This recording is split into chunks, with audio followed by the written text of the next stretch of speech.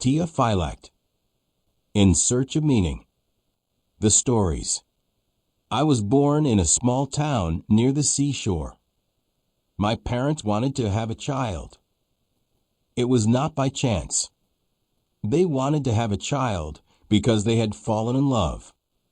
It was a true love between them, a love that started right from the first moment they saw each other. Maybe it was a coincidence, but I especially think of my mother, who, besides being beautiful, had a remarkable sense for discerning people, and my father was an extraordinary man, honest, calm, and above all very friendly. He loved children and had the gift of gaining their attention and sympathy. He knew how to make toys for them, drew all kinds of silly things, pretended to swallow scissors and knives, then took them out whole and unharmed, and told all kinds of stories and adventures that kept the children glued in place, listening.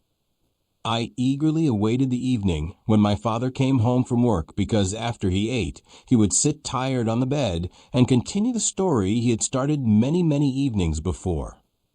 The stories my father told me never had an ending. When he started to tell a story, he would ask, "Where did we leave off last night?" I would remind him, and he would resume the story and carry it forward, and I listened and listened, always waiting for the conclusion. The stories were a true nourishment for my childhood because they took me to a completely different world. A world I liked, that I seemed to understand. Dad invented all sorts of heroes who had all kinds of weapons, more and more fantastic, with the most miraculous qualities. The heroes united in their battles with waters, mountains, and stars. Animals became able to speak, and the beasts they used gained the qualities of living beings. I always went to bed at night thinking about what I had listened to, and finally fell asleep convinced that the world my father told me about was the real one. The lamp. My mother also told me stories, but they were not as interesting as my father's. Mother told me about a holy child named Jesus, who was born once in a poor manger, who had a father, but who was in heaven and was called God. God was an old man with a white beard who punished bad children, and she also told me about a saint named Nicholas, who sometimes had the look of a stick or a rod. Saint Nicholas was kind because he brought me toys, but even kinder was Santa Claus who brought me everything I wished for. When I look back to the most distant memories of my childhood, my mother's face is linked to some activities I couldn't understand. I understood the purpose of cooking, washing, dusting the house. I understood chopping wood and lighting the fire. I somewhat understood why she dug the garden and watered the flowers, why she invited poor people into the house and made them eat without my father knowing. But I did not understand at all why she cared so much about that object to the right of the icons, called a lamp, and why she insisted so much that the lamp always be lit. I didn't understand why she stopped me from playing on Sundays and took me to church, where I had to stay through the entire service and on top of that say the creed on my knees, then go to where Father was and kiss his hand. The service bored me, and all the time I was preoccupied thinking about the other children who during that time played freely. I didn't understand why they went to church, and especially why I had to go too. Of all the things I heard and saw there was nothing, absolutely nothing, that sparked my interest. Well, no, there was one thing, the bells. The bells. I listened to them ring, only they imposed on me an inexplicable respect. They sounded so beautiful, they impressed me so much that wherever I was, whatever I was doing, I stopped everything to listen to them. First, a single bell with a grave and sad sound was heard, then another one, more clear, warmer, after which a multitude of sounds erupted, a real music that rose from the air or came from the air to announce something coming from the high towers and rising toward the blue sky. The toys. I loved to play terribly. Father brought me all kinds of toys, more and more wild, and I remember how all these toys sparked in me an extraordinary curiosity to know how they were inside, to see what made them move. I played for a day or two, then I began to take them apart. I took their heads off, and then, not understanding the purpose of those mechanisms, I tried to disassemble them piece by piece, hoping I would find the secret of their movement. Father was greatly amused seeing what was left of the toys, but Mother scolded me. To be honest, I took them apart thinking to put them back together, but most were impossible to fix. I continued to dismantle, encouraged by my father's indulgence, dozens, perhaps even hundreds of toys. I cannot say I was spoiled by my parents. No, I caused many mischiefs and unintentionally upset them. The fact that I saw they were upset with me was the worst thing, and that made me avoid those things that made them raise their voice.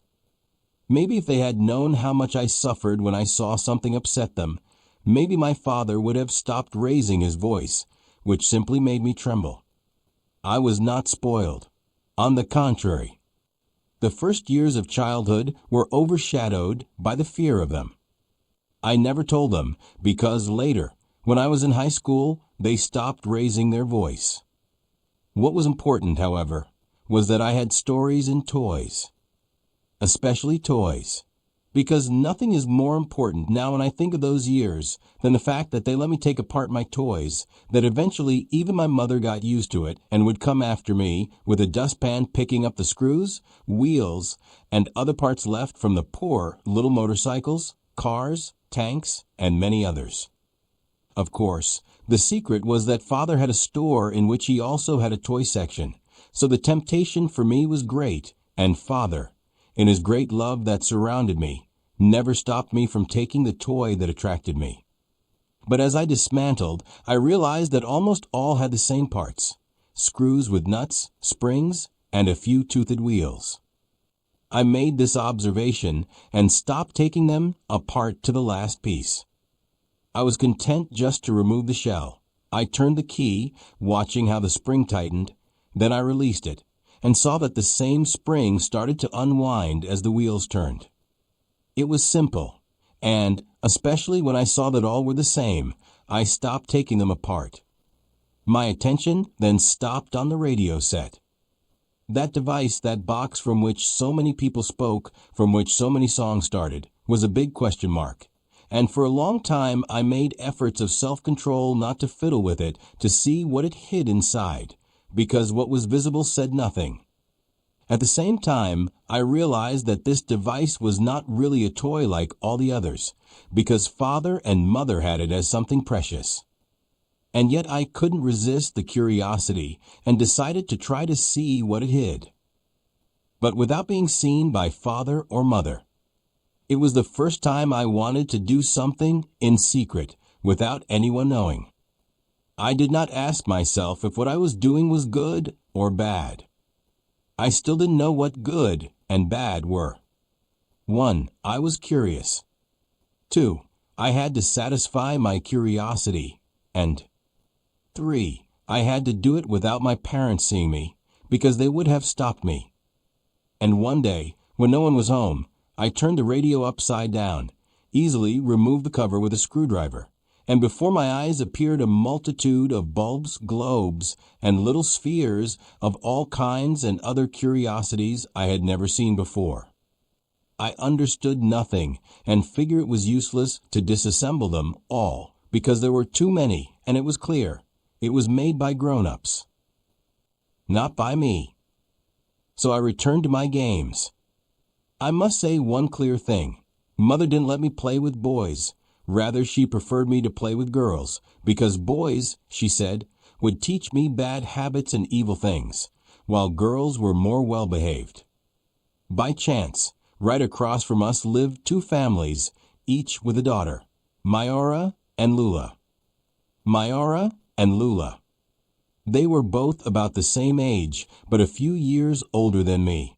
I had often seen them walking around with their doll stroller, but I didn't know them and didn't greet them. One day, however, because I kept pestering my mother to let me play outside with the other kids, she went to her neighbors and arranged for me to go play in their yard with them. So it happened. The next day, I took my best toys, a tank that sparked and a motorcycle with a sidecar for my father, in which the passenger fired a machine gun. I went hand in hand with my mother to Lula and Mayora. We introduced ourselves, the mothers stepped back, and the three of us stayed. But they were indifferent to me. It was as if I wasn't even there. They kept turning their dolls back and forth, dressing and undressing them, had prepared a bottle with milk to feed them. In a word, trivial things. When I saw that they only had dolls, teddy bears, and more dolls, I decided to show them a demonstration with my tank, a real toy. It was an impressive tank almost 40 centimeters long, with thick rubber tracks, which produced sparks from the barrel, while moving, and could even climb over a pillow if you placed it in front of it. I wound it up with a key and let it go. At the noise and sparks of the tank, I pretended to be a plane diving toward the tank, bombing it with stones, while the tank, without caring, rolled over the stones I threw, making sounds imitating airplanes. But to my surprise, both Mayora and Lula glanced briefly at my fierce tank, burst into laughter, and continued their doll play. I didn't know what to think, seeing such disinterest in my magnificent toys. I didn't understand. I quickly went home. The fight with the dragon. The next day, they were supposed to come to my house, but they were late. I asked my mother to call them, and finally they appeared. I had prepared a surprise to show them how mature I was. I had insisted on my father to buy me a diagonal sash with a pistol and a green shirt to look like the boys I saw every Sunday marching like soldiers and singing in the streets, but my father didn't want to hear about it. In the end, he gave in. So dressed in the green shirt and with the sash and pistol holster on my belt, I started to march militarily toward them. I gave the Legion salute, raising my hand. Then, in the blink of an eye, I drew the water pistol from the holster and fiercely pulled the trigger, convinced I would make a strong impression. But my young ladies burst into scornful laughter, and Lula turned her back and began smelling the flowers in the garden. Confused, determined to be admired at any cost, I moved to the second part of my performance. I grabbed the sword I had ready, hung it from my belt, drew it from the sheath, pointed to an old barrel and shouted, "See that dragon? It has 7 heads. Watch how I destroy it."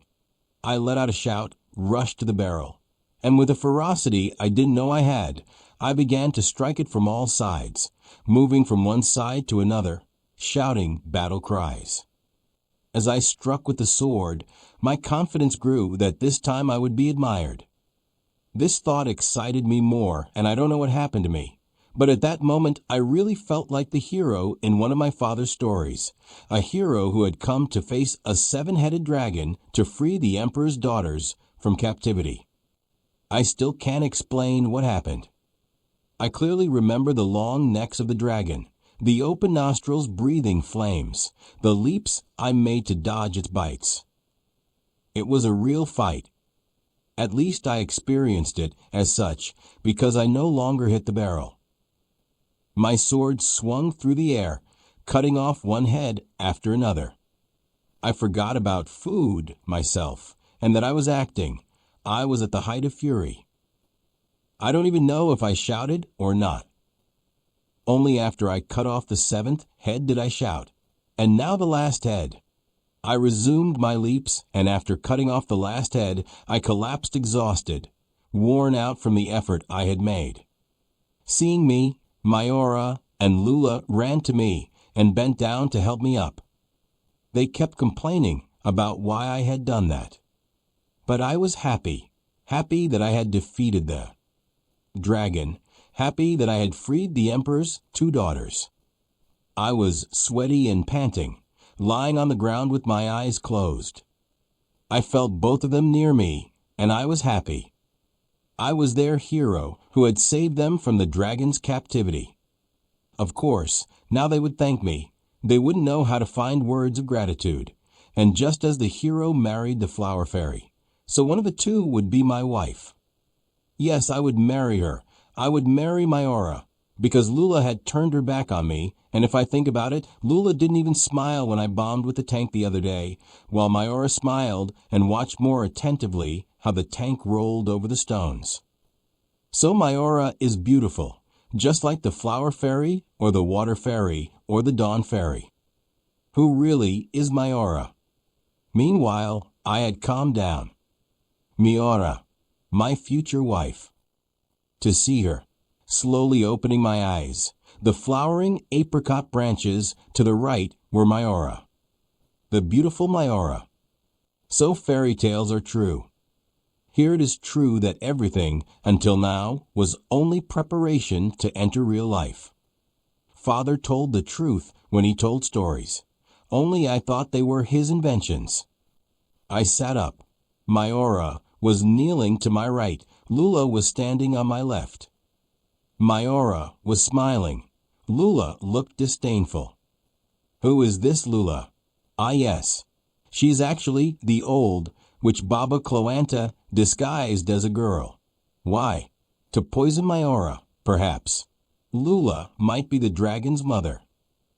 Ma'am, the boy is sick. Come. I heard Mayora shout. My mother came quickly from the house, and the girls told her about my imaginary fight. The next day I went to them. They were always busy with their dolls. This time I didn't bring my toys.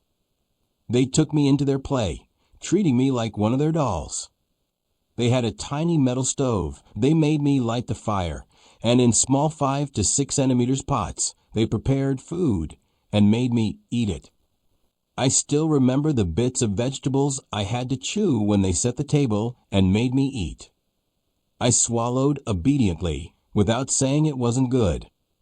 I didn't want to upset them, especially Mayora, whom I couldn't take my eyes off. The fact that I liked Mayora wouldn't be anything special. What is very strange, however, is that from early childhood I felt an irresistible attraction to the female sex. A true passion was ignited in me for the little girl of a machine captain. Her name was Carmen, and I tried everything possible to stay near her, to sneak a moment when no one was home to undress her and see her nakedness. Not just once, and not only for Carmen, but also for other girls with whom I tried all kinds of passionate tricks. I had no notion of evil, sin, or wrongdoing, but somewhere I knew I had to hide from the eyes of others. It is true that over time my mother taught me that bad means not obeying parents, not saying my prayer at night, and not crossing myself before meals. To sin means not going to church on Sunday or eating treats during fasting, as well as saying shameful words. The first mystical experiment. At one time, my cousins were teaching me all sorts of vulgar words, which I often said without any restraint. My parents scolded me a few times, and one morning on St. Nicholas Day, I saw that St. Nicholas had brought me a rod and a red pepper that my mother hung on the wall, telling me that if I said those bad words again, the pepper would come down by itself from a nail and rub my lips to make them sting. I was always afraid when passing near the pepper. I had this fear, but also a doubt that the pepper would really come down from the nail to rub my lips. Obsessed with the presence of the pepper, one day I decided to test it. Standing by the open door, ready to run if necessary, I started to say those shameful words loudly, staring at the pepper, to see if it would move from a nail. After repeating those words several times, first quietly, then louder and louder, and seeing that the pepper didn't move from its nail, I was finally relieved.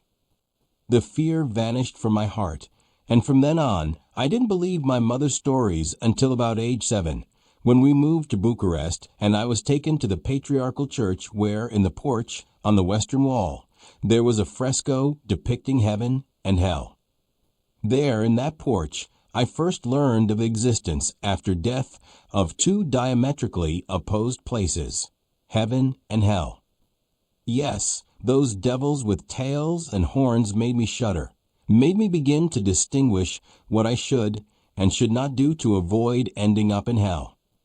I had to not steal, not lie, fast and take communion, kiss the priest's hand, and most importantly, go to church on Sunday fasting and take the anaphora. And if I made any mistake, confess it to the priest. At the church we attended regularly, my father befriended a very pious priest, Father Pavlescu, who took a liking to me and asked if I wanted to serve in the altar and help with the service. I was delighted to do something, as it was much more interesting than the boredom of sitting still in church hearing the same things over and over, not to mention the teacher's voice, which I disliked immensely.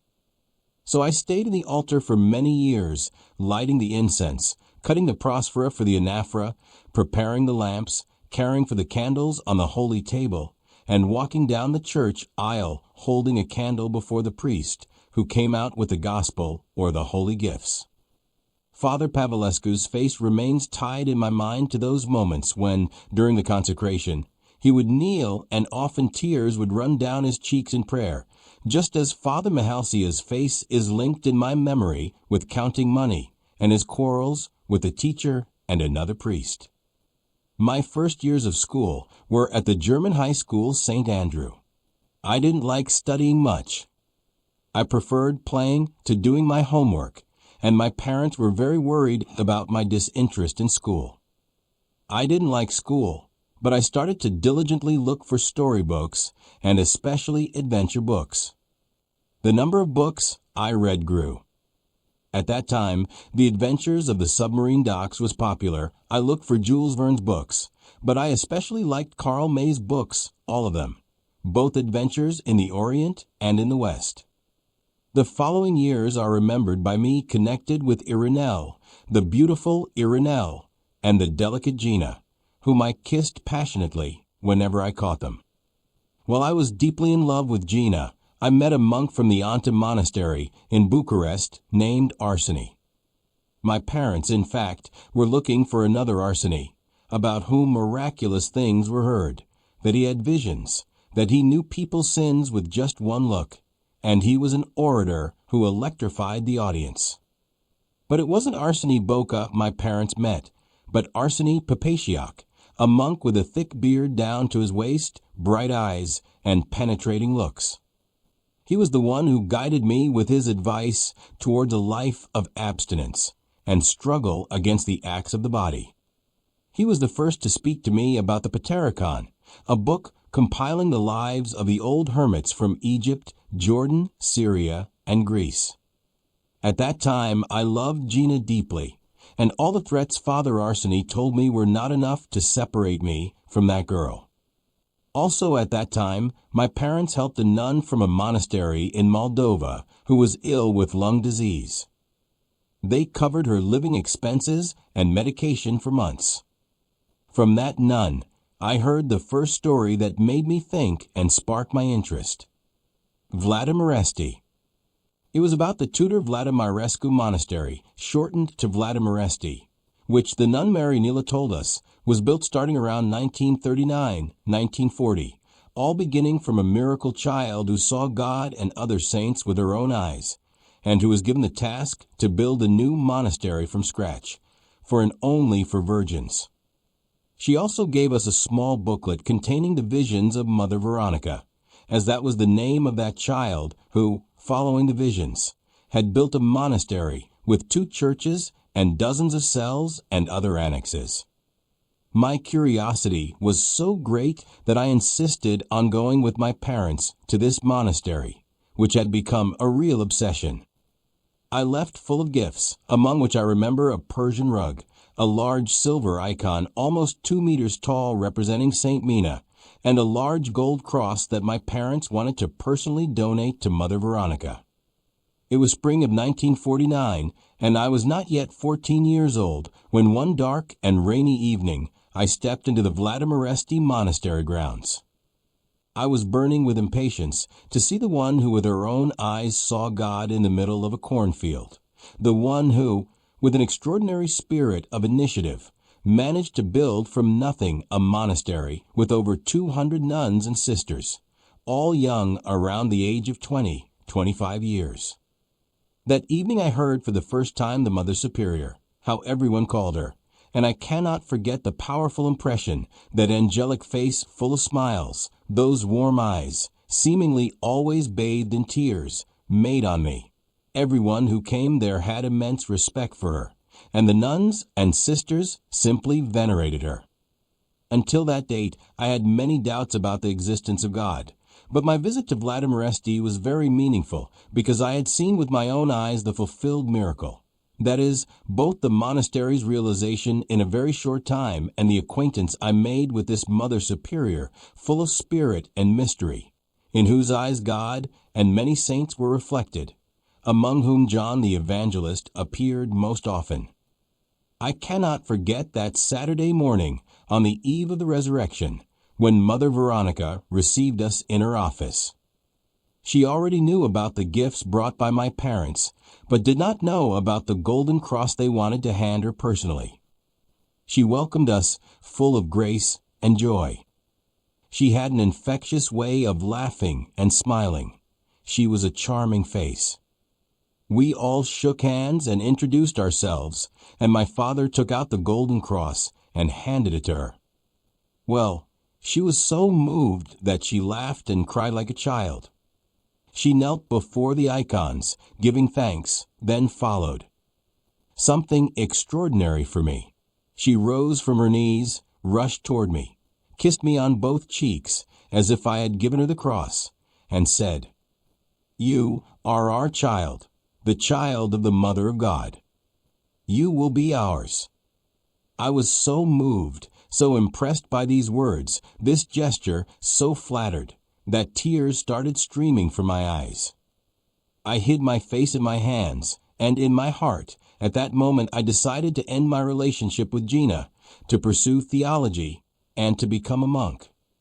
Everything I saw there, and above all, the angelic face of Mother Veronica, had become sufficient proof to convince me of the existence of a true God and the necessity of total sacrifice for Christ. Another example in this regard was the monastery priest, Father Johan, who was said to be God's chosen one, called alongside the chosen of heaven, Mother Veronica. The nuns had special respect and loved their abbess so much that they spoiled her like a true queen. I still remember a liturgical chant to the Mother of God sung by the nuns, a royal feast axion that made the whole air resound. The angel cried to the one full of grace, "Rejoice," and again I say, "Rejoice, for your Son has risen from the tomb. Shine, shine, O New Jerusalem, for the glory of the Lord has risen upon you. Leap now and rejoice, Zion, and you, bride Mother of God, rejoice in the resurrection of your Son." And now when I think of Vladimiresty, this place is linked in my mind to the words, "Shine, shine, O New Jerusalem," words I couldn't understand. How can Jerusalem shine? How can Zion leap and rejoice? I did not understand. What I did understand, however, was the sacrifice of so many girls dressed in black clothes, who renounced life and its pleasures, who gave up everything to come to this place of sacrifices. I returned to Bucharest, radically changed. I broke off relations with Gina without giving her any explanation. I bought the Patericon and started to read ardently the Bible, the New and Old Testaments, as well as other books I got from the Antim Monastery in Bucharest. There at Antim was to become my favorite place where I was to progress spiritually. Regularly, on Saturdays and Sundays, I went to Antim, singing in the monastery choir of monks. Father Damien regularly heard my confession and encouraged my intention to study theology and become a monk. From that age, 14 years old, the next 4 years were years of severe asceticism. I say severe asceticism because I almost did not allow myself to smile. So determined was I to follow the examples I learned through the Patericon. Thus I slept on a wooden plank and not in a bed, kept fast strictly, had a daily schedule of prayer, bows, and prostrations, which I always did even when tired. As the months passed, I became more conscientious, more scrupulous about my own deeds. I spent vacations only in monasteries. I first came to Vladimiresty, where I stayed 4 weeks, then went to Slatina Monastery near Faltasini.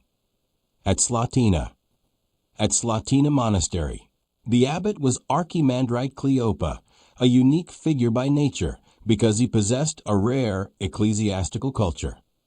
He had an extraordinary memory and undoubtedly the gift of storytelling and interpreting the writings of the Holy Fathers like no one else could. He was very modest and humble. He lived in a small cell with a wooden plank bed, a sheepskin coat, a table, and a chair. That was all he had in his cell. There at Slatina, I also met other monks who truly made the 3 monastic vows, poverty, obedience, and chastity, the ideal of their lives. At Slatina, on Mondays, Wednesdays, and Fridays, they ate once a day, and on other days twice.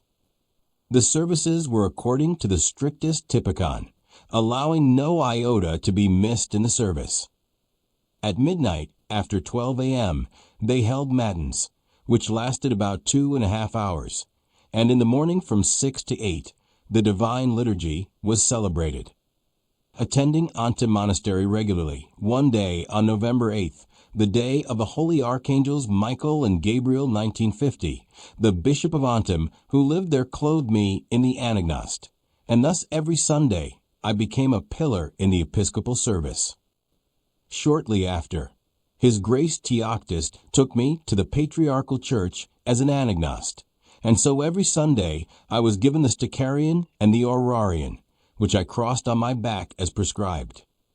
Years passed, but as they went by, more and more questions and doubts appeared in my mind because over time, I became increasingly aware of the superficiality and lack of depth of so many priests and monks. Everything might have gone somewhat smoothly, but I, who had come to read a lot of literature, especially French poetry and literature, found that it maintained and even developed my thirst for life and culture.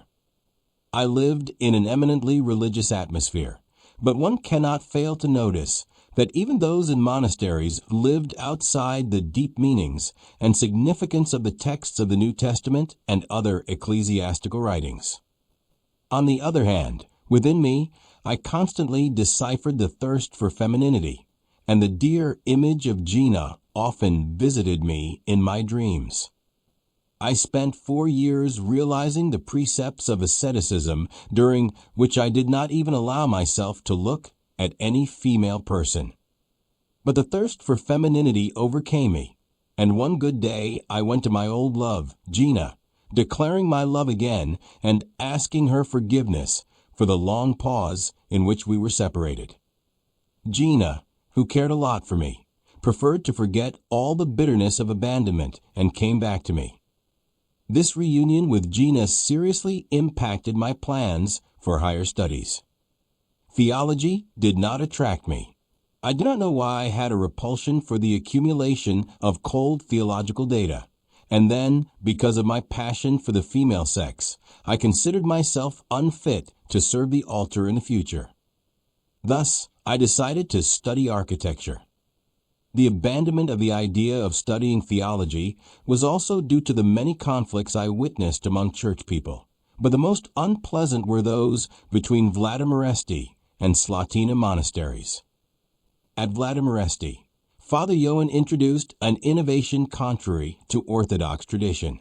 He preached the necessity of frequent communion as a unique and effective means of forgiveness of sins and reconciliation with God, and that confession was practiced collectively. Those at Slatina, led by Archimandrite Cleopa, argued that what Father Johan did contradicted the teachings of the Holy Fathers of the Church, who saw communion as a stimulant for salvation and not as automatic forgiveness of sin.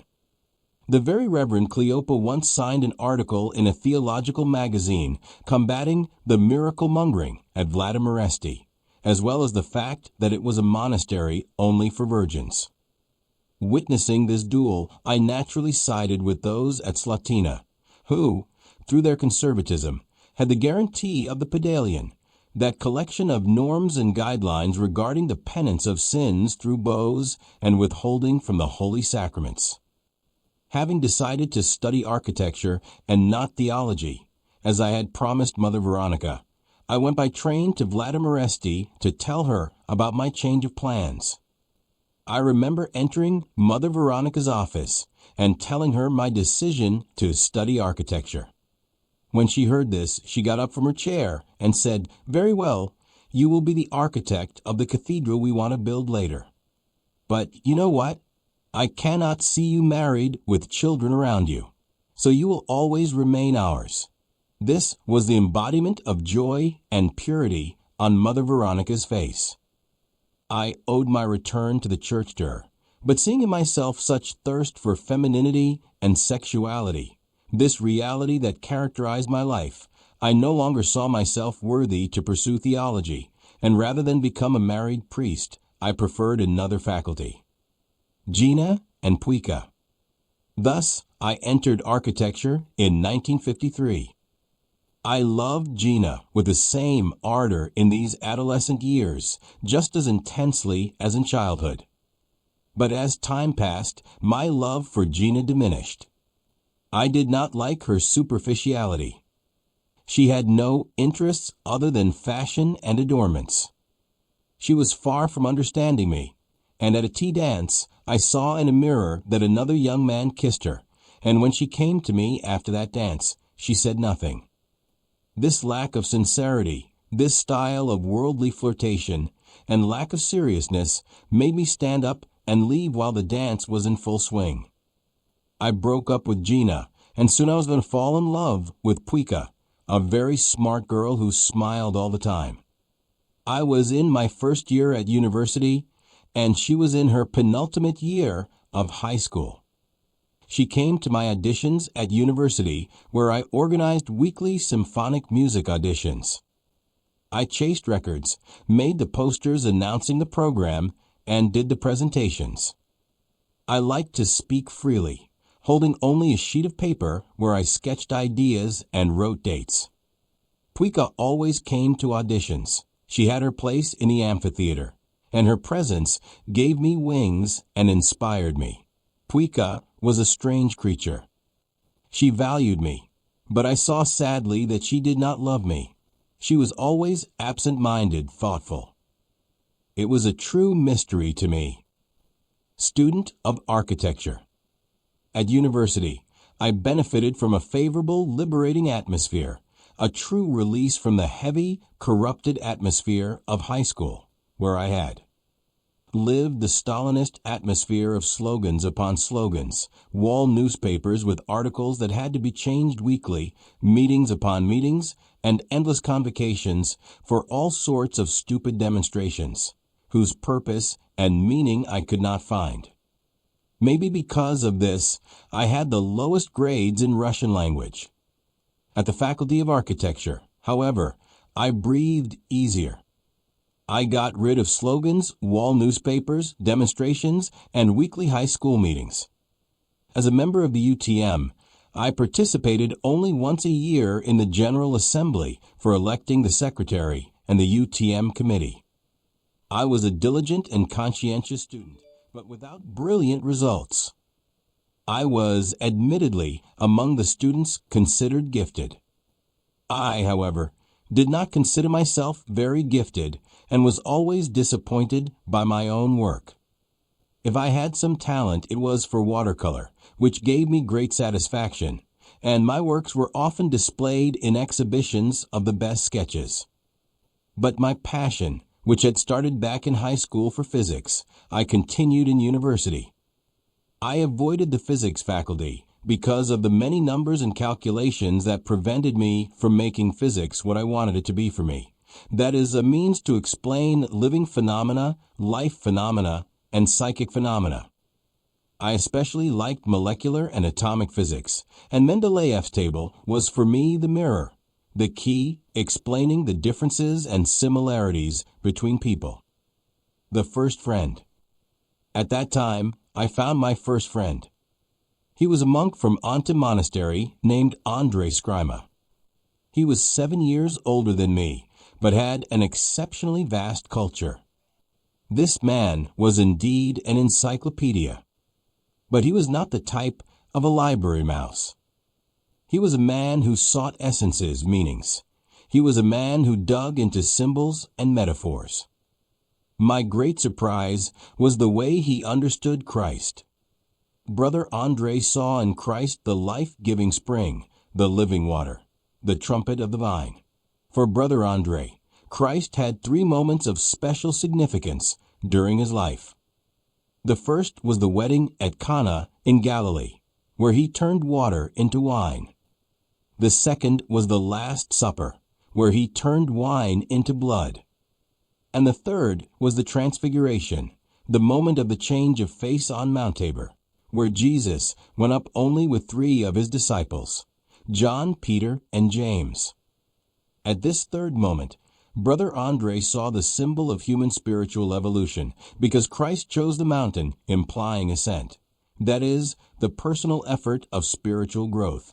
It implied reaching a height at which the transfiguration took place, meaning the union of the spirit bride with the bridegroom. That is Christ, meaning the worthiness to enter into communion with the mystical Christ, essentially. The identification of man with Christian philosophy, which meant the stage at which grace descends upon the human creature, transfiguring it. For Brother Andre, the transfiguration of man meant overcoming forms, penetrating the meaning of symbols, deciphering the mysteries of metaphors. Friendship with Brother Andre was for me a true revelation of the multitude of hieroglyphs with which the Church operates and its traditions. He taught me to transcend from the form of the metaphor, from the external contour of the symbol, to its core, to its meaning, to what it essentially refers. For Brother Andre, darkness meant the external service of the shell, of the crust. Worshipping external forms without access to content resembled a blind man who can only feel and cannot see. For Brother Andre, blindness meant the primary stage of man, who, buried in matter, overwhelmed by worries, desires, and passions, was incapable of playing, that is, penetrating the marvelous world of ideas. From him, I also caught this passionate play with metaphors, and it made me understand the value of the effort to move from the external, physical, life to the internal, inner, metaphysical one. I owe much to Brother Andre, this friend to whom nothing human was foreign. I owe him, first of all, the trust he had in me, because, while other monks or higher monks were present, he kept conventions and respected the rigor of seriousness. He was sober, serious, reserved, silent. But when he was alone with me, he became a mischievous child, smiling, laughing loudly, joking, telling all sorts of things. But everything he said always had a meaning he never hid from me. I never saw him praying. I sensed he was nevertheless a man of inner prayer, but hid it. Instead, I cannot forget his serene face, the bath of light he bathed in when almost every time I visited him, he would stop at some point and begin to recite the poem Second Game by Ayan Barbu, whom he simply revered. At some point he paused, fell silent, lowered his head, then raised his eyes and began to recite. From the hour deduced, the depth of this calm crest, entering salvation through the mirror's azure, cutting through the drowning of the pastoral herds, in the ripples of water a purer second game. Latent nadir, the poet sums up the scattered harps, which you lose in the inverse game, and the song tires, hidden as only the great sea, met us as walk beneath its green bells. I had never heard of Ayan Barbu. He was the first to speak to me about this mathematician, philosopher, and poet. He told me about Saint-Exupéry and Rainer Maria Rilke. From him, I also learned of the value of Dostoevsky's works and the breadth of Shakespeare's dramas. Through him, I understood the meaning of Dmitri, Ivan, and Alyosha, and through him, I understood the drama of Othello and King Lear. He had a single 3/4 sized room with diffuse light coming from a simple chandelier on the ceiling. On one wall was the door and a simple dresser. On the opposite wall, a window. On the east wall, an icon of the Transfiguration and an icon of the Virgin Mary. On the west wall, a copy of a painting by Rubloff depicting an angel dressed in white, resting on a sphere, contemplating the empty tomb of the Lord Jesus Christ after the resurrection. He had a modest library, but with all sorts of books from very varied fields. There were no absences of the ancient Greek philosophers, Aristotle's Metaphysics, Plato's Symposium, Kant's Metaphysics, Hegel's Phenomenology of Spirit, alongside the Philokalia, the writings of Damascene, the celestial hierarchy of Dionysius the Areopagite, and many others. What was most surprising was that he studied higher mathematics diligently, having a valuable discussion partner in Anton Dimitriou. He also had books on biochemistry and medicine, because I forgot to say that initially he had been a medical student, and I could not find out much from him about it. But certainly at some point, around the 3rd or 4th year, he experienced such an intense revelatory moment that he gave up the faculty and came as a simple brother to Anta Monastery. In the meantime, he had obtained a degree, if I remember correctly, in theology and now worked as a librarian at the Patriarchal Library. He was one of Patriarch Justinian's trusted men, but remained a mystery even now to me as to why he delayed taking monastic vows and why he refused ordination. All priests and monks at Antum had a canteen where they ate. Brother Andre, however, was not a member. He ate almost nothing. I remember one evening during the Easter fast when he was hungry. He searched the cupboard but found nothing. Then he took his cassock and went to the gentle Father Damien, the Prospera baker, and asked him for 2 Prospera and some vinegar. I still see him tearing a piece of Prospera, dipping it in vinegar, and eating it ecstatically as if he were eating some great delicacy. He loved bibliophile editions and had an entire collection of art reproductions. He loved symphonic music and, ironically, made me sing him the popular hits of the day. Among all, he liked best Constantinople, Giambalea, and Mambo Bayan. He was terribly amused by how I imitated the maracas, castanets, drums, and tambourines, and he always asked me to look for a record with some hits of this kind so he could listen to, but they were nowhere to be found. I only listened to them on foreign radio stations. One Saturday evening, when the vigil service was held at Antum and I came to church, I saw light at Brother Andre's window. I climbed the stairs and entered. He immediately got up from his chair and whispered conspiratorially that he had gotten hold of a tape with Constantinople, Giambalea, and others. The tape and tape recorder were at the palace, and he proposed we go listen after the service ended. So we went to church, sang in the monks' choir as usual, and afterward together headed to the Patriarchate Hill, which was very close. The library was in the palace, and Brother Andre had many keys giving free access. We walked on tiptoes so as not to be heard, and indeed, once in the library, he immediately turned on the tape recorder. We enthusiastically listened to some pieces of good quality light music. Then, fearing to be discovered, we left and went home. I must confess that at that time I could not understand this freedom, that a monk who had chosen to renounce earthly life was allowed to do so many escapades to listen to. Light music, popular hits. That was the height. I did not understand why he allowed himself so many freedoms. Once he asked me to buy him a toothbrush. I bought and brought it to him. It was a blue plexiglass toothbrush, brand Gibbs, neatly packed in a transparent plastic box. When he saw it, he jumped for joy. He took it in his hand, turned around, and showered it with the highest praise as if he held at least a diamond. That was Brother Andre, but I could not understand all of him. I was used to the poverty of Slatina, to the rigid precepts of Archimandrite Cleopa, who criticized Mother Veronica for wearing nylon stockings and high-heeled shoes.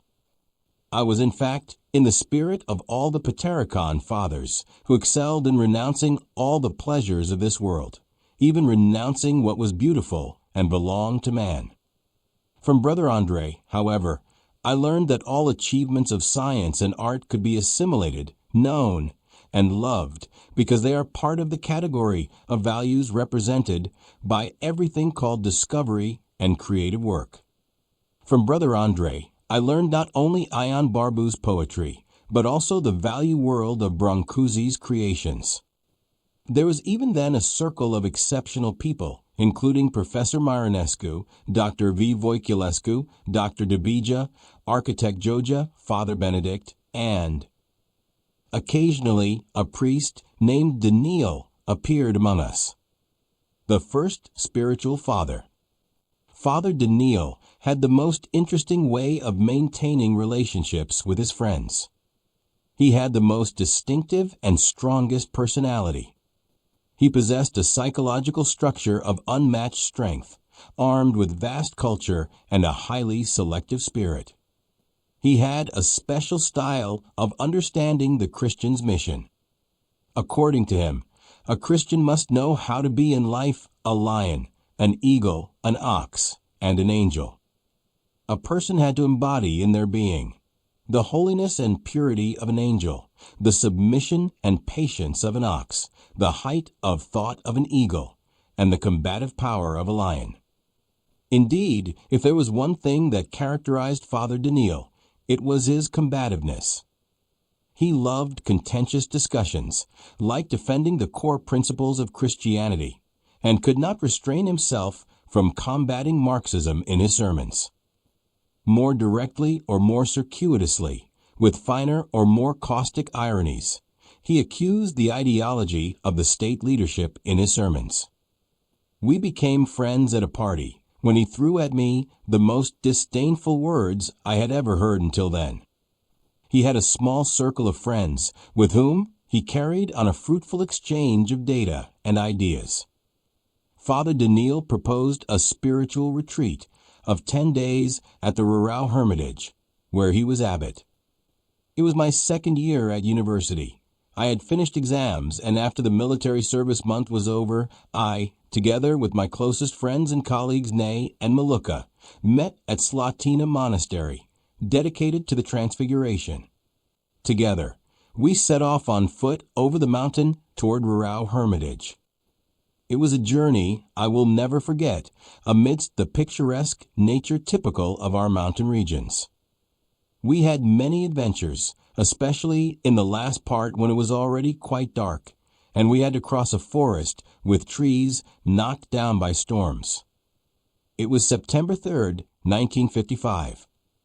A few months earlier, Mother Veronica, Father Johan, and a group of nuns had been arrested following a conflict between Father Johan's innovative theories and the dogmas defended by the Church's submissive authorities. No one knew precisely the reasons for this arrest, but this event deeply affected me. I could not explain the drama of a community that had shone with purity and love, linked to extraordinary revelations. Father Daniel, however, was to give me an explanation about this issue. Arriving at Rurau Hermitage, starting the next day, we entered the spiritual retreat program organized and led by Father Daniel. There were me, Ney, Maluka, and Serban, the son of Professor Marinescu, a literature student, and after a few days, Tante Gindak, a medical student, joined us. We rose at 5 a.m. and attended the Akathist and liturgy, followed by a sermon attended by the other Hermitage residents. Then, at about 10 a.m., we had a meal, after which we went into the abbot's quarters, where Father Daniel spoke to us according to his well-established program. At about 3 p.m., we had an hour of rest, then Vespers at 4 p.m. Between 4 o'clock and 7 p.m., we met again in the abbot's sitting room to continue earlier discussions. At 7 p.m., we had dinner and went to bed at 8 o'clock, 9 p.m. At midnight, the bells rang for matins, which lasted until 2 a.m., followed by a sermon, and then sleep as long as possible until 5 a.m. when the bells rang again for the akathist and service. For 10 days, Father Daniel developed his ideas. What he said could be summarized by the symbol of the silkworm's evolution, which encloses itself in its cocoon and there, protected from the world, in a state of total introspection and recollection, it forges wings and becomes fit for flight. The idea was, in fact, supported by the ascent on Tabor, where the transfiguration takes place, the change that allows a person to benefit from the grace-filled light, seeing the world with different eyes and understanding. Father Daniel conceived flight as the final stage to which a person is called to receive divine grace, the source of spiritual flight. But to get there, worthiness had to be attained. That is, flight must be preceded by entering a closed world of contemplation, study, spiritual experiment, and knowledge, a phase that must unfold under the guidance of a spiritual father who knows the steps of this ascent. The idea of worthiness had great importance for Father Daniel. It is the idea illustrated by the 7th Contagion from the Akathist to the Burning Bush, written by Father Daniel, which clarifies the notion of worthiness in connection with the wedding of the great bridegroom. Because at the wedding of the great bridegroom, a concern for complete purity is required. Impurity of eyes and garments is not allowed. Therefore, let none of the unlearned touch such mysteries, who will let pigs feed on pearls and dogs lick from the holy vessels. The pearls Father Daniel mentions in the Akathist are none other than the secret teaching of prayer. The way to flight is resolved through a secret science of the Jesus prayer, which Father Daniel saw as the only way to achieve that worthiness to unite with Christ the bridegroom. The Virgin Mary, symbolized by the burning bush, which Father Daniel chose as a symbol of ceaseless prayer, is the mystical image of a one who, like the Virgin Mary, becomes worthy to receive Christ in heart and mind. The Virgin Mary, who bore the infant Jesus, was like the burning bush, for though burning with fire within, she was not consumed. The Virgin Mary was the symbol of the eternal feminine, the key that alone can open the path to communion with Christ. This could be realized only through a single prayer, which repeated ceaselessly ennobles the entire being. For 10 days, sermons and advice were oriented and pleaded for the acquisition of the technique of prayer. It was primarily about the existence of a quiet atmosphere, about a certain restful position on a small stool that brings the person into the fetal position, about a certain place above the heart where the thought must be brought, and finally, the utterance of a heart prayer, the traditional call of the Hesychast Holy Fathers, Jesus, Son of God, have mercy on me. The continual repetition of this prayer has the power to break the petrification of a heart and bring it to partake of the Taboric light, as perfectly illustrated by the 4th Contagion in the same Akathist to the burning bush. Yes, the nature of water is soft. The stone's is unspeakably hard.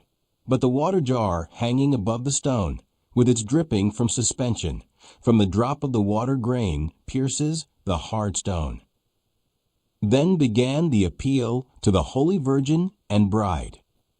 In fact, the basic idea of this Akathist, dedicated to the Bride and the Virgin Mary, establishes the fact that the path to grace, light, and power passes through the eternal feminine, embodied by the person of the Virgin Mary. Most gentle, good, most holy Virgin, the key of the Lord Jesus, undo the curse that surrounds us, open for us the way from above. Or even in the first hymn, the 1st Contagion. To you, Bride, we run, burning, consumed by longing. Take us also as partakers of the holy Mount Tabor, and become for us shadow and dew. You, the shadow of grace, that our nature may find renewal from the conception of grace. The Akathist, I can say, is a masterpiece of the mystical conception of the miraculous power of prayer. At the same time, the Akathist is an impressive hymn to the much-needed eternal, sublime feminine. The Akathist is composed of 8 ikosa with mystical philosophy themes, alternated by 8 kantakia, each containing a given idea as the basis for meditation and thought. The Akathist ends with the 9th hymn, which was an exception compared to other church Akathists, which had 12 hymns. Father Daniel set aside the number 12 and stopped at number 9, which for him signified the eternal ascension to heaven. Up to number 6 was effort and work, 7 was the day of rest, and 8 the day of resurrection. Each ikos contains an ecstatic cavalcade of praises constituting all that the Church could create most beautifully to glorify the feminine contribution on the path of transfiguration. Rejoice, mighty, or in the chosen ascent. Rejoice, the thirst of heaven, with subtle meaning. Rejoice, the murmur of silence, with slips of living water. Rejoice, the fruit grown from Philokalia. Rejoice, the masterful finding of the meaning of worship. Rejoice, bride, weaver of endless prayer. The above passage is not unique. The entire Akathist abounds in many similes, comparisons, and metaphors, all converging toward this goddess Venus, full of the miracle of hesychast mysticism. The relaxation brought by this veneration of the feminine image, this sublime contemplation of all that can be most beautiful on earth, the eternal feminine, is abundantly illustrated by the series of Rejoice.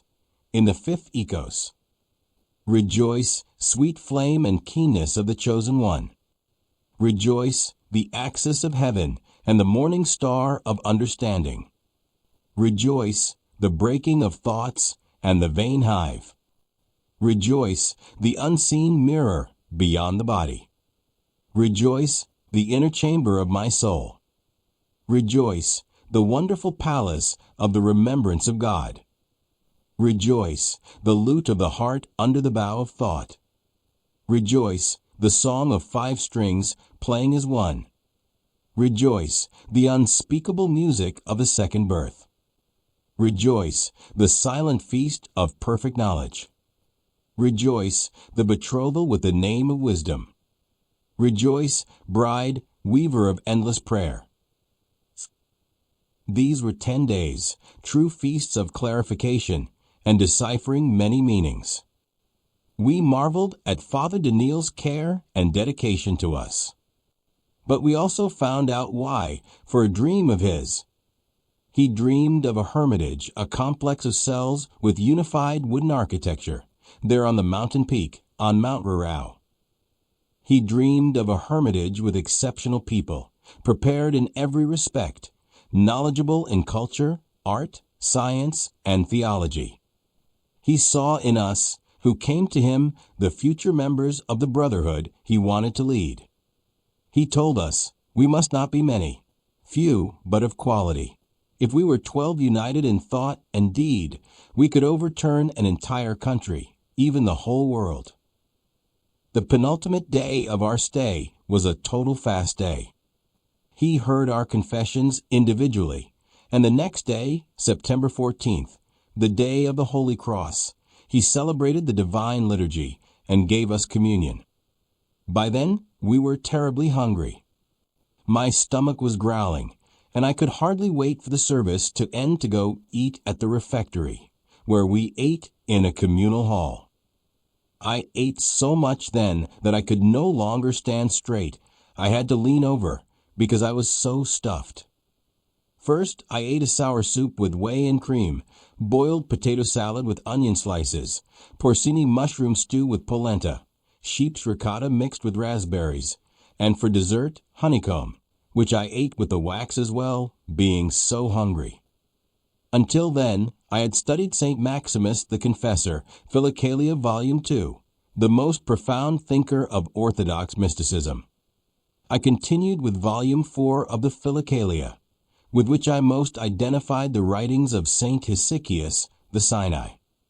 In the meantime, I got hold of Bornick, the first volume of the writings of Saint Theophan the Recluse. But my greatest delight was Saint Nicetas Stephatos, the disciple of Saint Simeon, the new theologian. Father Daniel's advice was to be in the world like a snail carrying its house on its back, that is, to be like him, learning to build the house of our own soul, a shell in which to withdraw and weave with insistence and patience the calling of the name of light of our Lord Jesus Christ. Death and transfiguration. That's exactly what I did. I returned to Bucharest with a completely changed outlook. I now had to avoid people, to escape from daily minor concerns, and to utter without ceasing, in every free moment, the invocation of the name of light, the Hesychast prayer. Things with the university went smoothly. The prayer was not only a comforting miracle, but it guaranteed me high efficiency in preparing architectural projects, as well as hope of approaching the event of transfiguration that actually happened on February 2nd, 1956. I was in the middle of the service, uttering the prayer of the heart, when suddenly I experienced a kind of illumination, a state of a man from whom chains fall, a liberation from the worry of sin. I was certain I had received the grace that gives power. At that moment, I was sure I had joined the ranks of those accepted to be children of Jesus, certain of a perfect fulfillment in which the most important thing had been realized. I was freed from the fear that I would sin in any way. That period was the happiest time of my life up to then, a time when everything I did succeeded. The attraction to the female sex, which had troubled me most, disappeared. I was in the 4th year of university, and all the work I did received the best grades. In fact, the 4th year was the only year in which I was among the top 3 students of my class. But I have not yet mentioned my dissatisfaction. I was still unhappy that in this so-called transfiguration state I had attained. I had achieved it by renouncing physics, chemistry, music, and love. It seemed to me somewhere a mistake to withdraw from everything and hide in my own shell. It meant a kind of denial of scientific values and culture on one hand. On the other hand, I wondered what I was actually doing for my fellow human beings. Nothing. I was ecstatic in my own prayer without caring any more about the creative results of humanity's efforts toward knowledge and creative activity. I felt essentially like a tree whose mission is to bear fruit, but I bore no fruit.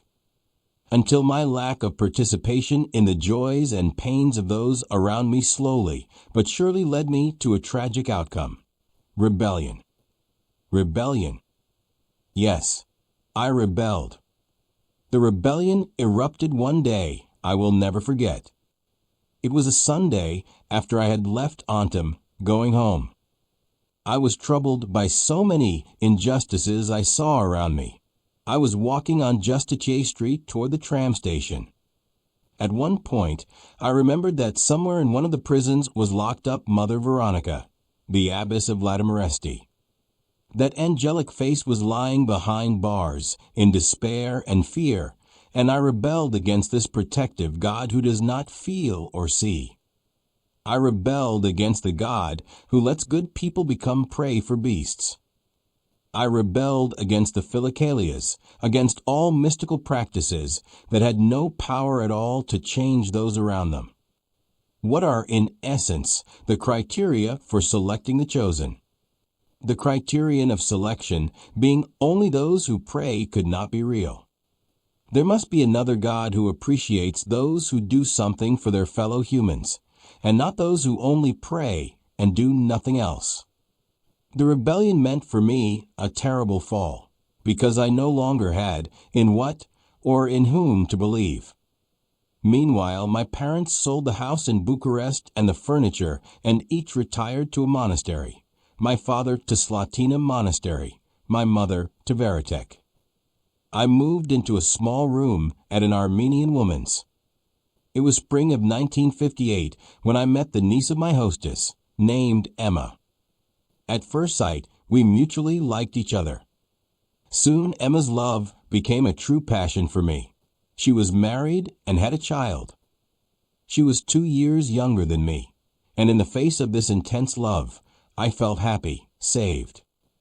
However, the fact that she was married always caused me hesitation.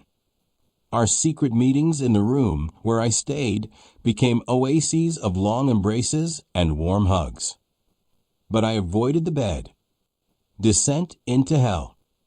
I had just finished my 5th year of studies and went in a group of 5 students to Moldavita Monastery, where we had to make a survey of the exterior painting of the church. My friend Nay was also in this group. Nay and I worked on painting details, while the other 3 drew the scenes. I chose to detail in watercolor a fresco depicting Jesus Christ descending into hell. I had been painting this scene for 2 days. It was June 13th, 1958. The sun was beginning to set, and I was working hard on a wooden scaffold to be closer to the fresco. Suddenly, the site manager called me to his office. There, 3 men asked for my documents and told me to follow them. They put me in a van and took me to the police station at Campalong. From there, they transferred me to the Securitate in Suceava, where I first wore the blindfold glasses. Then they brought me to Bucharest, to the Securitate on Uranus Street. This meant my arrest. I couldn't imagine why I could have been arrested. I thought it was a mistake, but in the cell, I heard Father Benedict Gaius coughing. The interrogations began, who my friends were since when I knew them, where I had been with them, what hostile discussions I had had, what counter-revolutionary activity I had done. The interrogation lasted 4 months, during which it was established through beatings and insults that I had committed crime of conspiracy against the social order. I was tried and sentenced on November 8, 1958, to 8 years of forced labor, 6 years of civic interdiction, and confiscation of personal property. There were 16 people in the same group, led by Father Daniel, the only one who refused to say anything and would not speak during the interrogation or trial. Alongside me were those with whom I had been a few times at Rurau: Nay Radulescu, Serban Marinescu, Emil Mihailescu, and Dan Pistol, who had seen Father Daniel only once and had confessed to him. The group also included Father Staniloai, Dr. Vasile Voiculescu, Dr. G. Debija, Professor Kodin Marinescu, the Antim Fathers Sophian and Felix, as well as Arseny from Slatina, Roman Braga from the Yashi metropolis, and Hieromunk Adrian Fagitianu from Murau. We were considered a counter-revolutionary organization under the name Burning Bush. Father Daniel was sentenced for intense activity against the working class and received the heaviest sentence: 25 years of forced labor. Interrogation. The interrogation period meant for me my first contact with beast-like people. The interrogators forced me with beatings to sign written statements fabricated by them to show that I was guilty. The only accusation they could bring was that I listened to foreign radio stations, that Serban, coming to my home, used to catch Radio Free Europe. Discussing and commenting on what was said on the radio was out of the question. I was not interested in politics. However, the interrogators forced me to sign. I told myself, so God wants me to go to prison. That was my mistake. Under the influence of a distorted conception, I did not fight the beasts. I obeyed them and accepted signing things that were not true. I woke up to reality, to the idea of the necessity of the fight, only after the interrogation ended. I decided to reveal at the trial the savage methods of the interrogator beasts. So I awaited the trial with the desire to expose to the panel how the interrogation took place. But before the trial began, I was called to the interrogation office. Lieutenant Major Sinusa was waiting for me. Sitting in the corner chair, he began questioning me about 6 other colleagues from university, simply asking me to say untrue things about them. For the first time, I had the satisfaction of firmly refusing to do a vile act. Seeing he could not get through to me, Sinusa started to write a nearly 5-page statement. After writing it, he gave me the statement, forcing me to sign it. I asked to be allowed to read it because otherwise I would not sign. He yielded and let me read it. When I read the statement, I was horrified. I could not understand what kind of man this was, if he could still be called a man, this Sinusa who mixed 6 colleagues into the affairs of the burning bush. After reading it, I decided not to sign it no matter what happened. I gave the statement back to the interrogator, saying I would sign only the first page, which contained nothing accusatory. I could not sign the rest because it was untrue. Seeing I would not sign, he became furious. He began cursing me harshly, calling me a fanatic, bandit, thief, scum of society. He grabbed my hair and started banging my head against the wall and kicking me. But I was at peace, having woken up at least at the 11th hour, not to sign their false and tendentious statements anymore. After tiring himself beating me, he assured me I would go to prison so that my brains would leak out, that society did not need moral people like me. A few days later, the trial took place. At trial, I revealed to the judges all the interrogator's methods and the coercion to sign false statements. In my final word, I said I had not engaged in any political activity. I showed that my closeness to Father Daniel was due to respect I had for him. I argued that I sought something else than understanding the worldview conception, that I was a Christian, a believer who believed in God and nothing else, that there was practically no evidence I had any counter-revolutionary activity. Nevertheless, I was sentenced for crime of conspiracy against the social order, according to Article 209, Paragraph 2, Subparagraph B, with aggravating circumstances. Father Daniel was the only one who refused to speak. The rest of the 16 of us in the box spoke a little. I believe even Dr. V. Voiculescu did not speak. I don't remember well. But I remember well he had the best defense. He was defended by 3 lawyers. In vain, he was also sentenced to 5 years. After the trial, a few days later, we were transferred to Jalava prison. Jalava. I ended up in a cell with Father Dumitru Staniloae and my friend Dan Pistol, a medical student. Spiritually, after that rebellion, I had returned to the solution of prayer. I resumed the Hesychast prayer, and the presence of Father Staniloae somewhat comforted me, since he had translated the Philokalia, which had just been published under his care. With Father Staniloae, I spent hours discussing the ideas of St. Maximus the Confessor and other patristic issues, in which Father Staniloae was perhaps the most competent. Yet he suffered, thinking of his family left without support. I don't understand why God brought this misfortune upon my family. I understand that I am a sinner, but what fault do my wife and daughter have? Father Staniloae asked himself this without finding an answer. The Jalava prison where I was held was a communist underground fortress from the last century, with 2-meter-thick walls, vaulted 5 by 5-meter rooms, a metal door, and a large window with thick iron bars. The prison had 2 wings. On the right were the legionnaires, and on the left the beggars, i.e., the counter-revolutionaries. These were 2 distinct categories, because the legionnaires had sentences over 15 years, while the beggars had sentences up to 15 years. Our cell had no plumbing. For necessities, we used a barrel called the cannon, and water was carried from the prison yard in a tin barrel.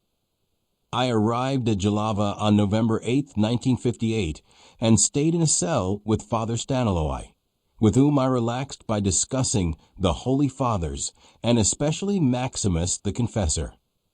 He was in a tragic emotional state even himself. The great mystic Staniloae did not understand why God allowed his arrest or why he made his family suffer. On December 24th, Dan Pistol and I were transferred to another cell where my childhood friend Nay Radulescu was also held. In the cell, we were not allowed to lie in bed. We had to either walk or sit on the edge of the bed. We were not allowed to sew, nor to have pencils or paper, and we were given nothing to read. We were not allowed to write home, so my family knew nothing about me, especially since the trial was held secretly, without public attendance. 2 weeks after our arrival at Jalava, the food began to get progressively worse. The insufficiency of food introduced a new and unknown specter to me: hunger. When I arrived in the cell with Nay Radulescu, the ration of polenta was as small as a pack of cigarettes, and the 100-gram bread had been reduced to 75 grams, and only given 3 times a week. In the morning, we received a kind of black tea. At lunch and dinner, the food became a soup or bean broth, potatoes, barley, or cabbage. About 20 to 21 people fitted in a cell, each with a metal bed. The beds were stacked 3 levels high, so that only a narrow passageway remained in the middle. The beds were on the left and right sides. In the cell, I stayed with people from various professions and backgrounds, a mix of peasants who refused collectivization, simple workers with various convictions, and intellectuals. There were several categories of counter-revolutionary prisoners. The first and largest category was the talkers, those who had spoken too much against the regime. The second was the jokers, those who told political jokes. The third category was the letter writers, those who sent letters to Daesh or the Central Committee criticizing state policy. And finally, the fourth category was the radio listeners, those who listened to foreign radio stations. There were also various political organizations with sentences generally over 15 years.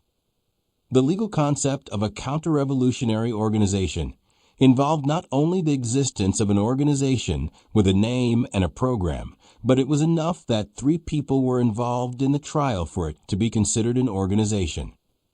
If only 2 were involved, it was considered agitation, but if a third appeared, it was considered an organization and punishable by sentences starting at 15 years.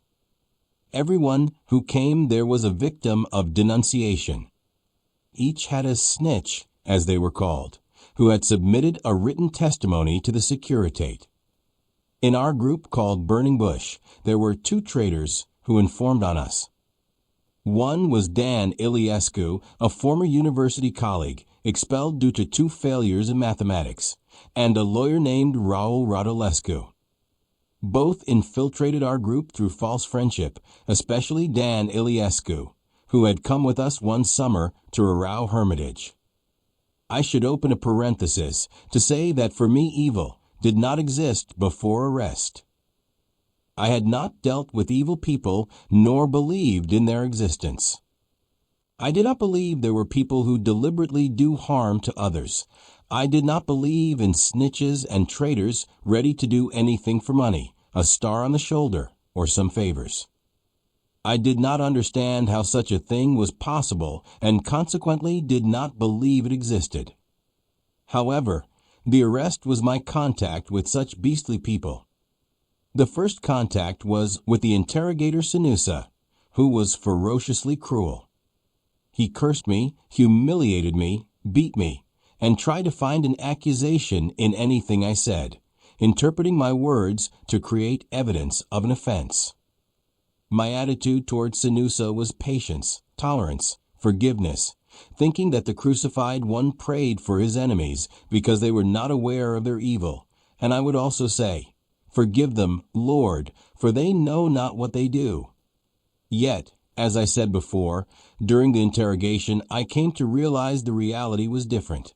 Sinusa did not seek truth, but aimed to interpret everything to prove to his superiors that he had found a people's enemy, as he called me. Discovering that between me and him there was a moral and philosophical conflict, I finally concluded that one must fight evil. One must engage in a fight to prevent it from doing the harm it intends at all costs. The second contact with evil people began with my arrival at Jalava. Almost every cell had snitches, traitors, and worms who asked to be brought to report, meaning to tell prison authorities that various problems were being discussed in the cell, that there was paper and pencil, that people wrote on soap or on rubber lids taken from jars, etc. Any report resulted in removal from the cell and confinement in the black, or the isolator, where the regime was even harsher.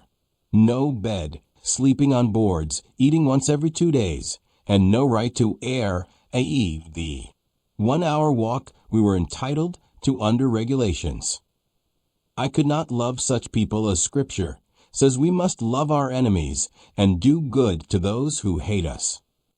This was simply an absurd precept and contradicted Christ's behavior toward the Pharisees and false scribes.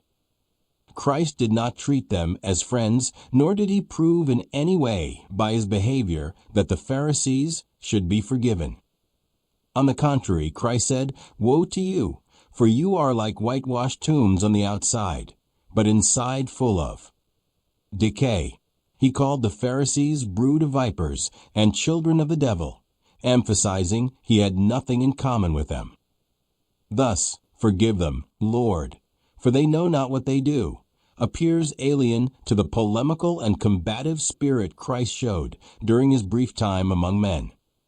With this understanding, I can say my entry into prison was not with feet on the ground, to understand that the thief does not come to protect the flock, but to lose it. He does not come through the front door, but through the back, to dig and steal. Reflecting lucidly on our ideal prototype, Christ, I came to see the necessity of categorizing people to avoid vipers and traitors, to be wise like the serpent who hides its head from danger to avoid deadly blows.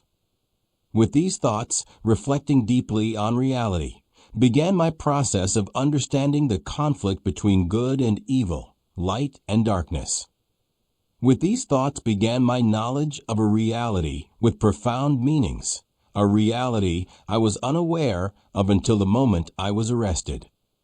With these thoughts, I began to consider myself a realist, or rather that my journey toward new knowledge of metaphysical reality, the physical real world, and not an imagined one, had begun. The guards, called Karali, as they were known, were also of several types. Each shift was different, some tolerant, others cruel to the extreme, even ferocious, because they shouted at us, applied various punishments, threatened us with the black. Some guards smiled, others had twisted faces full of hatred. The latter used a comparison in which thieves were less guilty because they stole only apples, while we politicals were robbers and bandits because supposedly we wanted to uproot the tree from the root. This guard's theory helped me and really led me to the need to uproot this tree of evil with roots deeply embedded in the ground. Unwillingly, prison made me a politician and helped me understand, albeit late, why Father Daniel, speaking of vipers, said these vipers must be crushed, that this social plague must be fought, isolated, extirpated. I saw evil in society as a chronic cancer with roots reaching the most unexpected areas of the social organism.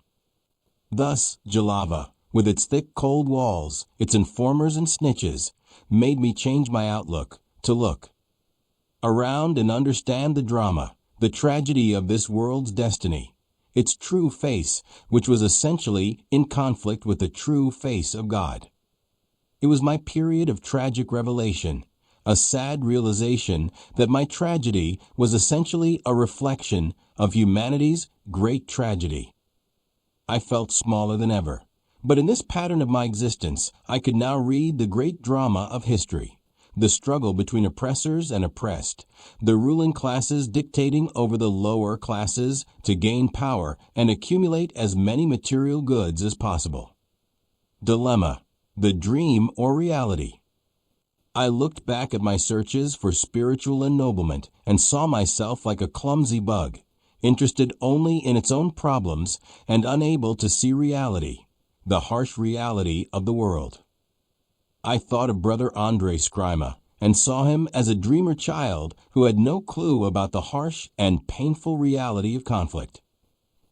I thought of Archimandrite Cleopa and saw him as an inexperienced infant who had no knowledge of the existence of vipers. Then I thought of Father Daniel, the one who saw the necessity of extirpating the vipers, and found him the only realist among all the dreamers in churches and altars. I thought about Father Daniel and understood his polemical and combative spirit, remembered his spiritual strength and strong personality born from his mysterious understanding of the apocalypse of John the Evangelist. For me, Christ's teaching now began not with the Beatitudes, but with, "Woe to you, hypocritical Pharisees, who tie heavy burdens on people's backs, and you do not move a finger to help. Woe to you, hypocritical Pharisees, who love the front seats at gatherings and feasts, the highest seats in the synagogues. Woe to you, hypocritical Pharisees, who love the praise of people and to be called teacher, you blind guides. Woe to you, hypocritical Pharisees, who take the widow's money and the bread from the poor man's table." Then I returned my thoughts to Vladimir Oresti, that hive of dreaming bees, singing, "Shine, shine, O New Jerusalem, for the glory of the Lord has risen upon you." I recalled their arrest and dissolution, caused of course by vipers and snitches who distorted the splendid play of girls dreaming of a new Jerusalem, a world of peace and understanding. I then understood the ladder of John the Climax, the fresco on the north wall of the Sesevita Church, the scene of the Last Judgment from the Sistine Chapel and the west wall of Voronet, and I saw a new conflict emerging between dreamers and realists. I then asked myself, which is better? To dream, like Beethoven and Dvorak, of a new world, or to be a realist like Wagner? It was a disturbing dilemma. I chose the dream. Reality was too painful to live without serious philosophical repercussions, implications that confused me more than they enlightened me. So I chose again the symbol of the snail. I returned to my heart the ceaseless hesychast prayer, withdrew into myself, and began to sing, "Shine, shine, O New Jerusalem."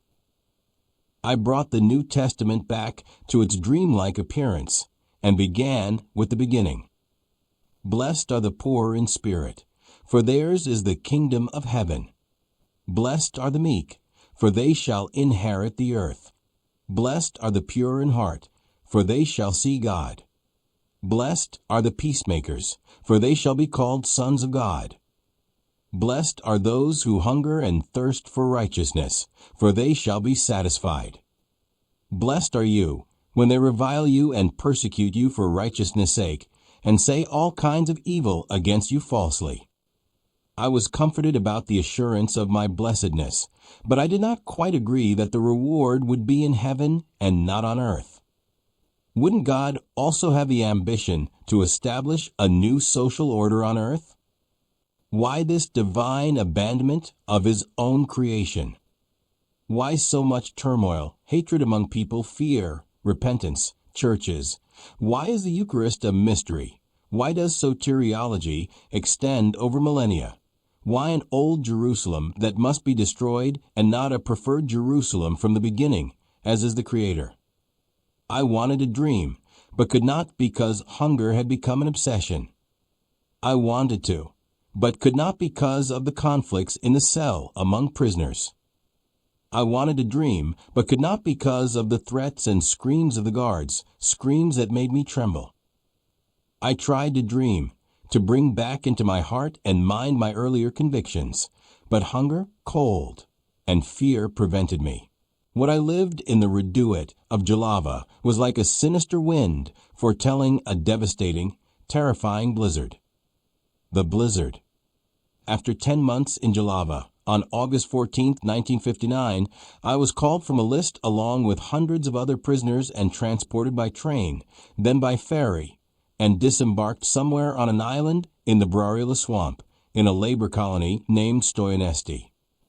About 1,200 prisoners settled in 2 long barracks, nearly 70 meters long, with 3-tiered beds, no ceiling, so the chains on the roof frame and the torn cardboard roofing were visible. It was hot and filthy.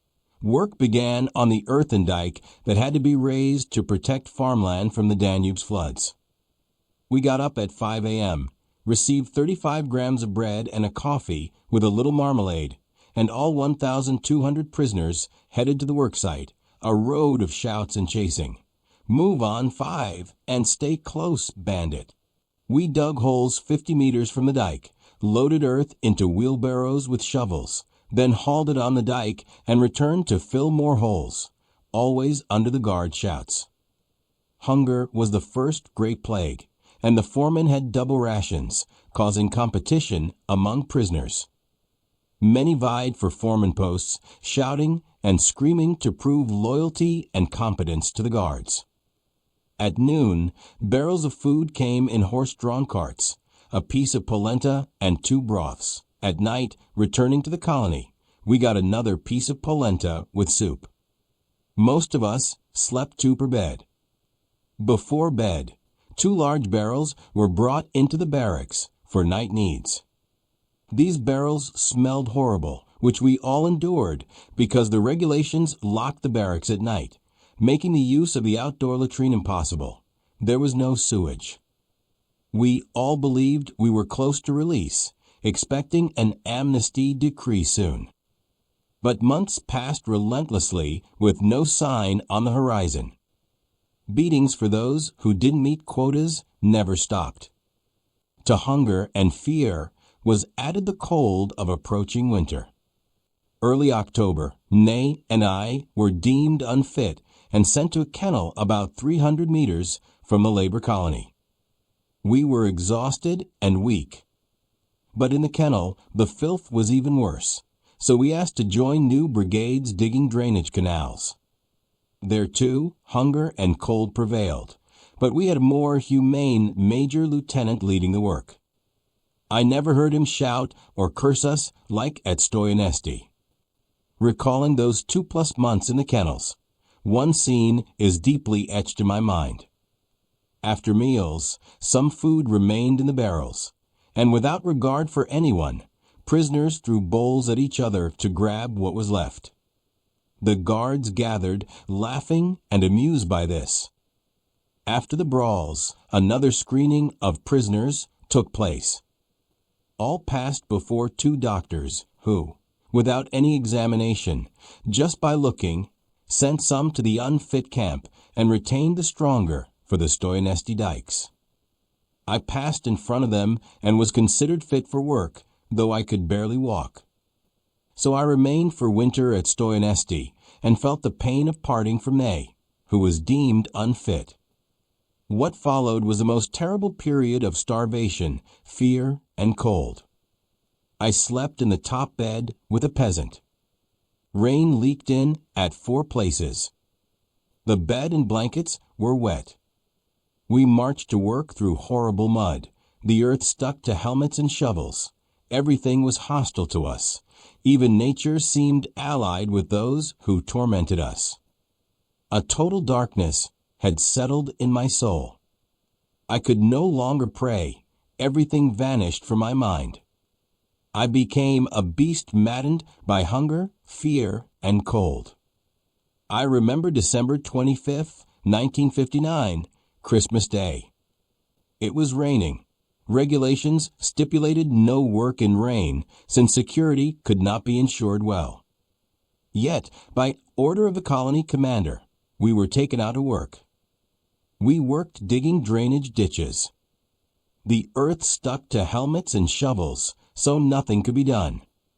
Seeing this, the guards who came with us, also displeased to be out in the rain, gave us peace.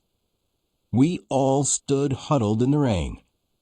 We took shelter under an old gnarled willow to be more protected, but in vain. The rain had soaked through my thin coat and jacket. I felt a thin stream of water running down my neck. Muddy and with lost eyes, Suddenly I saw the image of St. George's Market in Bucharest, and an anthill of people rushing here and there for Christmas errands and shopping. The image of a world other than that misery we lived in. Another world that didn't care about our misery, a world forgotten and abandoned. This was the idea, a world forgotten, abandoned. Forgotten by other people, forgotten and abandoned by God. At that moment, I felt a void inside me and a killing blizzard in my thoughts. From that moment, I refused to believe in anything. From that moment, I refused to accept the idea of God's existence. The suffering, hunger, cold, and misery were too great for God, if He existed, not to have intervened to change something and protect His fallen children. In total despair, in total darkness of the abyss in which I lay, I told myself, all this is nonsense and stories for naive people like us. There could be no God so deaf and blind to our sufferings. If He existed, He would have intervened and made the world look different than it does. Everything is absurd. Order is, in essence, a tragic disorder, harmony, and love. These are absolute ideas in reality. The conflict between opposites is dominated and controlled by those with belts. The smartest, the wisest is the one armed with cannons and rockets. They rule a forsaken, lost world, searching in vain for answers. A miserable reality. A cruel disappointment. This blizzard, this storm of thoughts devastated my mind and feelings. I remained inert, amorphous, for a long, long time, in which I no longer believed in anyone or anything. The most appropriate attitude would have been to try to enter the guard cordon to be shot. I thought about it countless times, but did not do it. I don't know why. It would have been logical to do it, but I did not. I don't know why. This state lasted 2 years, from December 1959 to December 1961. Meanwhile, we were transferred to Salcia Colony, also a political prisoners' colony, 5 kilometers from Stoyanesti. Mytel. During this time, I worked beyond my strength to be able to receive letters and packages from home. Those who met the work quota were allowed a postcard to request cigarettes and food. I dreamed of freedom, to have a home, and to live quietly like a domestic animal. I no longer cared about Pharisees, beatitudes, harmony, contradictions, reality, or dreams. At one point, I awoke dreaming. I had been admitted to the hospital in Salcia for a heart condition, rheumatic endocarditis, which caused a fever that worried my attending physician, also a prisoner named Mircea Iacobescu. While in the hospital, I befriended a young man named Manea Dumitrescu, whom we called Mytel. He had pulmonary tuberculosis, but was improving. Soon we became very close and spent hours discussing the Philokalia, the Patericon Andrei Scrima, Father Daniil, the Akathist of the Burning Bush, and Vladimir Esti. Telling him all this, I relived the values I had experienced years earlier within the burning bush. I shared with him my new vision of a vigorous, combative Christ who openly fought the Pharisees, but also dreamed of a new Jerusalem, a kingdom of order, harmony, and light. Mytel listened carefully, asked about the Hesychast prayer, and concluded that our vertical dimension could only be realized through prayer, especially through deeds of light, since prayer without deeds is useless and ineffective. Mastering the technique of prayer, Mytel soon confessed to me the authenticity of the light and joy found in this prayer, and one day began revealing the secret of his life. Mytel thought like a white politician. Being Christian theoretically means engaging in politics. Being focused on a Christian ideology means entering into conflict with Marxist ideology, the materialist conception of history and society. Christianity, in this sense, is the first essence opposing Marxist theory, which posits the domination of matter over spirit, a conception essentially representing the Antichrist in John the Evangelist's Apocalypse. The first to embrace this conception were the Soviets, and through our arrogance during World War II, the Antichrist invasion of our country happened. The beast of the apocalypse was the Soviets, who imposed Stalin's terror regime, the Satan of the 20th century, enforcing ideology through terror, force, and dictatorship, compelling people to think alike and see salvation in material goods, making state policy eminently anti-Christian. Meitel found the key to solving this problem: the fight, the mobilization of Germany, Japan, and the USA into a military front to crush the Antichrist, the Soviet Union. But for these countries to mobilize, someone must expose the deceit of Soviet politics, and that someone could be him. Both of us, like trumpets, would expose Soviet Satanism. I felt attached to this vision, agreeing that the apocalyptic dragon, the Antichrist beast, was none other than the Soviet Union, cut off from the free world by the Iron Curtain. We began devising an action plan to implement after our release. Since he had only a 5-year sentence, he would wait for me to be released too. Together, we would clandestinely cross the border into Tito's Yugoslavia, then to Italy, and then to West Germany, where we would contact Radio Free Europe and start exposing the apocalyptic beast. For weeks and months, we analyzed border crossing options via Serbia, how to speak on the radio and publish newspapers to open the West's eyes to the danger of the apocalyptic beast from the East. Alongside my friendship with Meitel, I grew close to my attending doctor, Mircea Iacobescu, who taught me to give injections, do blood tests, count blood cells, leukocyte formula, urine analysis, and more. I eventually performed all analyses alone in the hospital. I was satisfied doing something for those around me. Meanwhile, Meitel recovered and left the hospital, sent to the Gradina colony in May 1961. While we were in the hospital, there was a change. Some counter-revolutionary prisoners from Salsia were sent to Stanka colony, others to Gradina, and legionnaires came to Salsia. This allowed me to see some in my group, most of whom were convicted legionnaires. Thus, I saw Roman Braga, Serban Mironescu, and Father Benedict Gaius, with whom I could have spoken longer in the hospital, since he was also there. I was released from the hospital around June 1961 and arrived in Salsia, where I suffered from rumors that I was a high-class informer.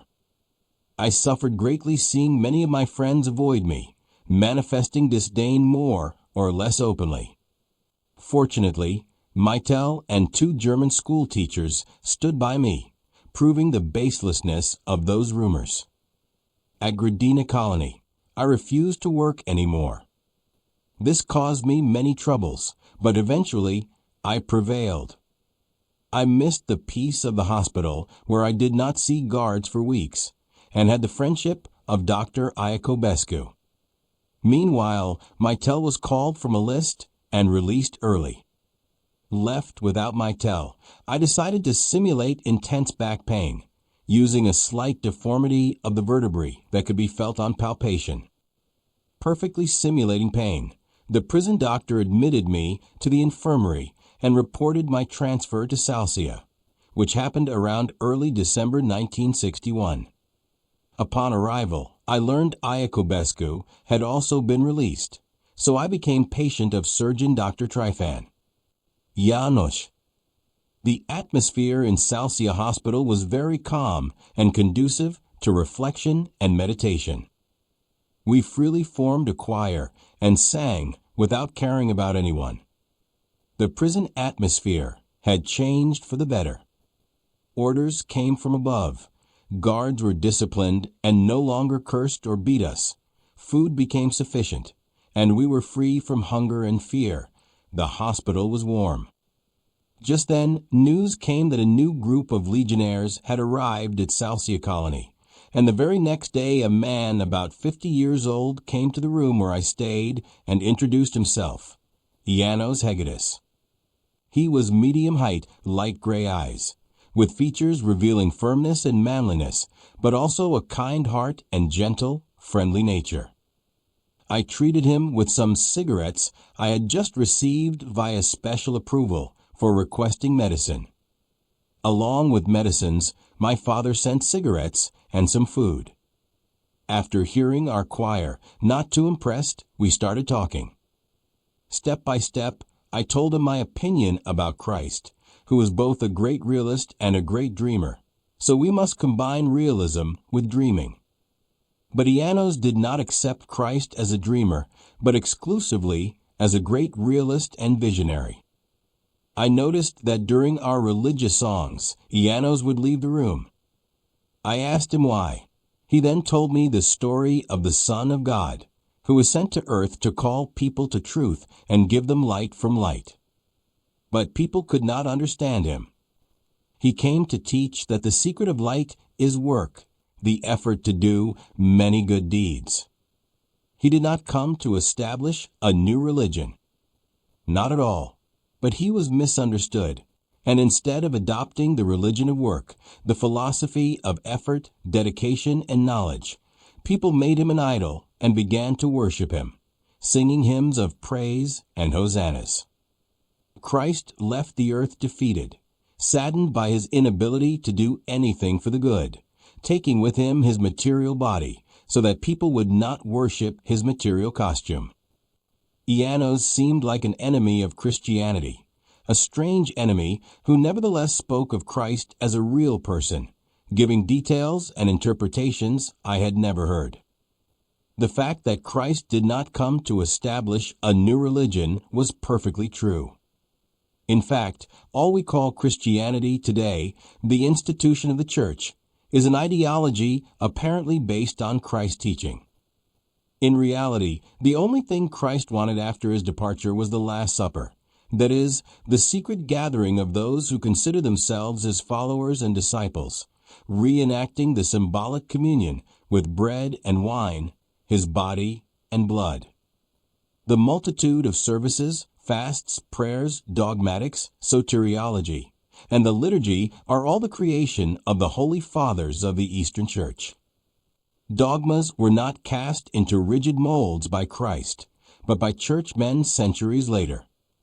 The long services with candles and censers, the multitude of words and prayers presented today in religion rightly contradict Christ's admonition that when you pray, do not use many words like the Pharisees, who think they will be heard for their many words, but let your prayer be, Our Father, who art in heaven. Also, he said, not everyone who says, Lord, Lord, will enter my kingdom, but the one who does the will of God and keeps his teaching about deeds. Indeed, Christianity imposed participation in a series of rituals, so that only those who go to church and partake in its rituals are called Christians, as if others who do not participate in rituals have nothing in common with Christ. Christ did not condition entry into the kingdom of light on participation in a specific cult. On the contrary, he said, only those who do God's will shall inherit the kingdom of heaven, the meek, the pure in heart, the peacemakers, those hungry and thirsty for truth and justice. Through this, Christ legislated the universality of his teaching for all peoples. Therefore, it does not matter if you are Buddhist, Confucian, or Muslim. What matters is to do acts of love to your neighbor. This is the purely Christian idea, and for this I agreed with Ianos. Christ did not command long services, fasting, singing hymns and hosannas, making prostrations, or bringing ritual foods. All these are customs adopted or emerged over centuries, satisfying the idea of mystery, elevated to dogma in Christianity. Therefore, the thirst for ritual worship among people stems more from misunderstanding the universal character of Christ's teaching. It is true Christ did not provide sufficient explanations for many apparently elementary notions, But he also said he had much to explain, but people could not understand at that time, lacking sufficient notions to advance in knowledge. Now I speak to you in parables. But a time will come when I will speak plainly of the Father. I have many things to say, but now you cannot understand. Or, I spoke to you of earthly things, and you did not understand. How will you understand heavenly things? Continuing with clarifications on the relativity and authenticity of texts, Ianos claimed Christ, the Son of Light, was not Jewish but Egyptian, coming among the most disparaged Pharisees precisely to expose their hypocrisy as blind and false shepherds. I am the good shepherd. The good shepherd lays down his soul for his sheep. The claim that Christ was Egyptian somewhat fills the 30-year gap about which the Gospels say nothing but his visit to the temple at 12 and discussion with scribes. What disturbed me was that Ianos denied the real existence of a Jewish woman named Mary, mother of Jesus. Somehow, denying the Virgin Mary's existence denied Jesus himself. And in revolt, I said, Ianos, you want to destroy Christ and deny Jesus' miraculous birth. I do not deny the miracle or Jesus, the son of Isis, the light. On the contrary, I know Ismar, son of the goddess Isis, son of the light, and I want to elevate him to a much higher level than the church has, to restore his true image as a warrior and philosopher, the greatest spirit incarnated on earth. Ismar was not born of any woman. He was positived, took earthly form miraculously in a wealthy Egyptian family, in great secrecy, so that everyone knew of this miracle without much discussion. The story of the cave and manger is an imaginary addition invented by the Jews beyond Egypt's borders to prove Jesus was theirs. In reality, Ismar, son of Isis, son of the goddess of light, had nothing to do with the Jews, but his mission on earth included exposing those who consider themselves the chosen people, but were in fact a cursed people who multiplied their curse tenfold by crucifying Ismar. These devils with human faces who crucified the greatest light to ever come to earth. While Ianos spoke, a cellmate told me that a legionnaire wanted to see me. I went out, and to my great joy, beyond the barbed wire that separated the hospital from the rest of the colony, I recognized Father Felix, who was in my group. Among other things, he informed me that Father Daniel had died at Ayad. Being ill with a perforated ulcer, he died some time before in the hospital at Ayad prison. The news of Father Daniel's death was a real blow to me. Stumbling, I returned to the room, and lying face down on the pillow, I began sobbing. The man I had loved and valued most was gone forever. I cried aloud, and my cellmates were shocked, not knowing why.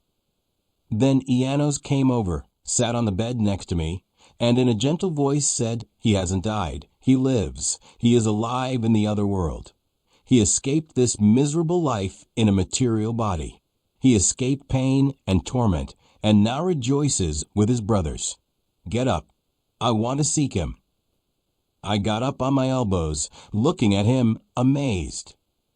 I didn't know what he wanted to do. He closed his eyes and murmured, "In the name of Ismar, the son of light, let Daniel come." I realized he was a medium and had the power to summon spirits from beyond. A young, mature man appeared, with lively brown eyes and a relaxed demeanor. He then began describing the features and clothing, after which the spirit of a summoned one greeted us. Then he began speaking through Ianos. I recognized the language, the vocal inflections of Father Daniel, his stylistic figures, the intonations and pauses he used in sermons. In short, I was convinced that Ianos really had Father Daniel before his eyes. After this event, Ianos told me in detail about his turbulent destiny. Among other things, he recounted how, in his youth, during a seance in Hungary, the medium who went into a trance told him that he too was a medium and should begin concentrating, that he would succeed in seeing spirits. Indeed, he soon succeeded in contacting spirits consciously and directly, listening to great spirits who shared with him a deep philosophy they were willing to present to me.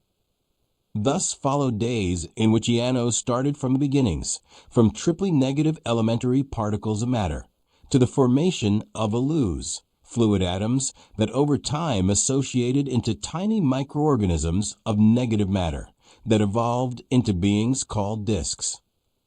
At that point, the first divine intervention occurred in the evolution of spirits, deciding to split the disks into female and male to accelerate their activity. Continuing to evolve, many disks slowed down due to insufficient effort, a sort of slowing movement that led to the fall to Earth, Terra, a planet of sufferings. Then came the positivization, materialization with great sacrifices and sufferings, so that there was a periodic fall to earth of these beings, the cycle of incarnations and reincarnations governed by N factors, a cycle we still live in. During the day, he talked to me about life's evolution, and in the evenings, we called spirits to speak to us. I remember and will never forget the interesting stories of Arconimus, the great pontiff of priests in Egypt at the time of Christ's materialization, of Tarmium and Arantosinto, and especially of Palos, when Ianos entered a total trance and spoke rapidly in Hungarian, which I did not understand.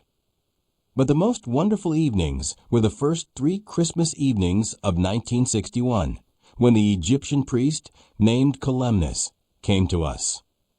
Kalemnis told only his memories as a young priest when Jesus was a child. First, he heard from other priests who belonged to Arconimus' secret council, the great pontiff, about the miracle of the wonder child, and then he himself from afar witnessed the games of this wonderful child.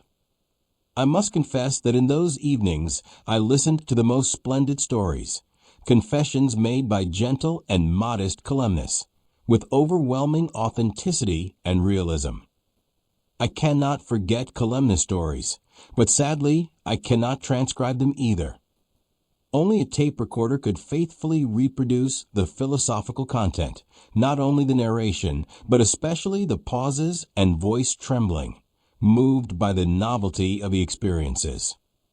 People around us got used to seeing me and Ianos always together and stopped paying attention to us. Ianos had taught them to play with spirits using an alphabet board. A board was taken and all the letters of the alphabet arranged in a circle. In the empty center of the circle were yes and no. This game of communicating with spirits was done by 2 people who both placed their index finger on a larger button or on a medicine bottle cap. The others watched. This procedure allowed the spirit to move the button or cap from letter to letter until forming the word, sentence, or phrase. That was the spirit's answer. Simple yes-no questions could also be asked. I remember a Macedonian who said he would not believe in the reality of this game unless the spirits revealed through others, holding their fingers on the button, the secret of his life. At that moment, the button moved the fingers of 2 other colleagues over the letters IULA, at which the Macedonian turned pale with emotion caused by that name. I later found out that he, being married, had an illegitimate child from an extramarital love, a girl named Eolia, of which neither his wife nor anyone else knew.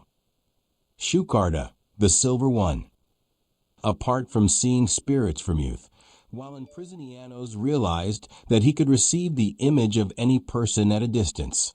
He could partially leave his body and cover great distances, investigate various places or persons with earthly existence. Ianos was willing to test himself, working with me, or rather, I worked with him, because during his partial trance, he was like in an outlet, unable to see and ask questions simultaneously. His consciousness was absent, so someone close to him had to call and speak through him as through a telephone, through which spirits could hear and talk simultaneously.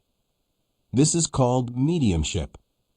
After some clarifying tests, I thought he should separate and seek Mother Veronica, because I was curious whether she was still in prison or had been released. He immediately left and found Veronica in a town by a river, in a long house, sitting in a room, sad and downcast.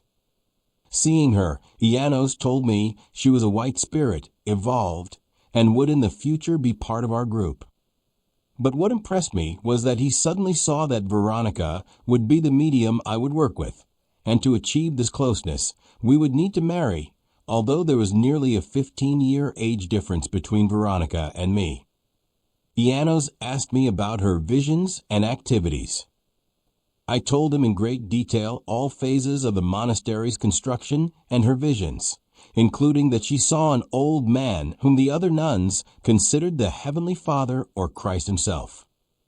Immediately, Ianos realized it was a disguise of another spirit who had the mission to guide Veronica, a sort of guide who could not reveal who he really was because the narrow view of those around would have caused trouble. This was the answer of Shukarda when we summoned the one who appeared to Veronica. Shukarda was indeed a great spirit who had lived first in India, then Africa, without accomplishing much. Regarding Veronica, Shukarda confessed it was a work, a task he received from the great throne of light to bring out Veronica's personality. Indeed, Shukarda told us he had to disguise as an old man and present himself as St. John, Simeon, and Pantaleon so as not to shock those around, especially since the Orthodox Church considered Spiritism as collaboration with Satan. Shukarda said that since he first saw me at Vladimiresti, he knew we would meet and waited until the moment when, with Ianos present, he could reveal his secret hidden for years. Shukarda solemnly confirmed that both Ianos and I would play a certain role in our country's spiritual evolution, which would soon experience the prelude to apocalyptic events. Nearly 2 weeks followed of examining other people in our group to determine their spiritual stage and basal colors, because under the influence of astral radiations, spirits showed spiritual colors representing the stage and essence of their respective spirits. Shukarda came regularly each evening, encouraging us, saying we would soon be freed and receive new powers from the source of all lights to prepare for the great upcoming events that would mean our fulfillment on all levels. The earth is rapidly approaching a new stage of thought, the stage of God's discovery by all, said Archinomos, Kalemnis, Aranto Sinto, and others who visited us in that hospital room without anyone finding out.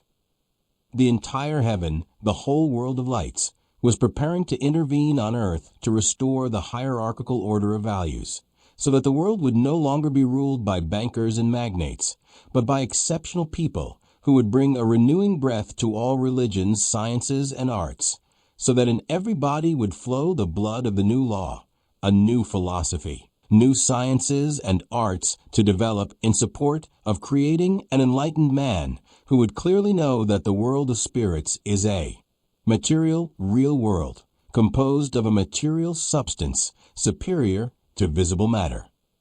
A new philosophy, proper to a new world in which we will be all. Then those who survive the great purifying conflagration will know the true personality of the Son of Light, who will reveal to the entire world the purpose of his coming in a visible material body. All who came to us, all spirits spoke of the approaching last judgment, in which every tree that bore no fruit will be cut down and thrown into the fire. All spoke of the coming harvest, when the wheat will be stored in barns, and the weeds will be gathered and thrown into the fire. It will be a true dance of death and burning, because all evil and dirty spirits will be mortally electrocuted by the Heavenly Father himself, who will avenge the blood of martyrs who died for justice and truth throughout history.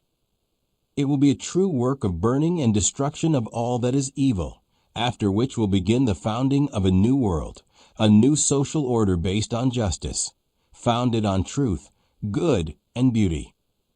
Ianos was still dreaming, and I stepped alongside him of his dream, as he envisaged building a golden city on earth, the capital of the United Nations, the New Jerusalem. Dreaming, we imagined how we would compose the city from an urbanistic point of view.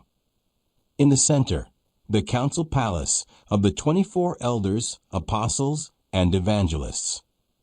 In this palace, day and night, those with mediumship would continuously receive visits from all spirits who wished to communicate with those in earthly bodies. The Palace of Lights would be in the center, and broad, grand avenues with selected architecture would radiate from it like rays. In this city of lights, each nation would have its embassy in a concentric circle. Also, all religions would have a church or temple, the series of churches and temples constituting the very first concentric ring surrounding the Palace of Lights. We dreamed together with Ianos and saw Veronica beside me, and I was overwhelmed with happiness to have beside me the most noble woman I had ever known. I was to marry the most elevated medium known. I was burning with impatience to get out of prison, go to Veronica, and ask for her hand. It was a true madness what I thought, but Ianos explained that sexuality is one of the major conditions for achieving balance, because the sexual act is the most divine phenomenon on earth, akin to the North Star, which sharpens and ennobles all mental and psychic faculties of a person. It is no accident that Christian tradition kept the concept of a wedding as a symbol of union between people and God, involving the mystery of union, the mystery of the bridegrooms merging with the chosen bride in the wedding chamber. But Ianos' most original concept was about the existence of the Spirit. The Spirit is therefore material, composed of a matter much superior, invisible matter called negative matter, which supports and makes possible life in the positive body at the level of matter in which we now live. Unlike positive matter, negative matter, the Spirit has special qualities that vary from person to person depending on character and evolutionary stage. In this way, character differences reflect in Spirit's basal colors. Thus, honest, balanced people have gray colors, more or less dark or light gray. Toward white go those who are more active, with ideas, generally creators of art, scientific researchers, and great fighters for social justice and truth. When white generalizes, it begins to shine. It can be matte white, luminous white, sparkling white, or shining white, the last not belonging to Earth. On Earth, there have been a few luminous whites, but they did not belong to the earthly sphere, but came from the high ranks of the kingdom of light. While honest and hard-working people have various shades of gray, the dishonest have shades of brown. Proud dictators tend toward dark yellow. The debauched have their own blue color. Criminals have red. Many spirits are dirty, a mix of colors like those who stoop to anything to appropriate what is not theirs by dishonest means. The most dramatic are black spirits, implying the existence of diabolical structures, combining refined banditry with indirect crime, terrible arrogance, combined with lies and cunning. The apocalyptic predictions about the great divine intervention will materialize in the phenomenon of the great conflagration that will destroy all inferior spirits, meaning all who are not gray or white.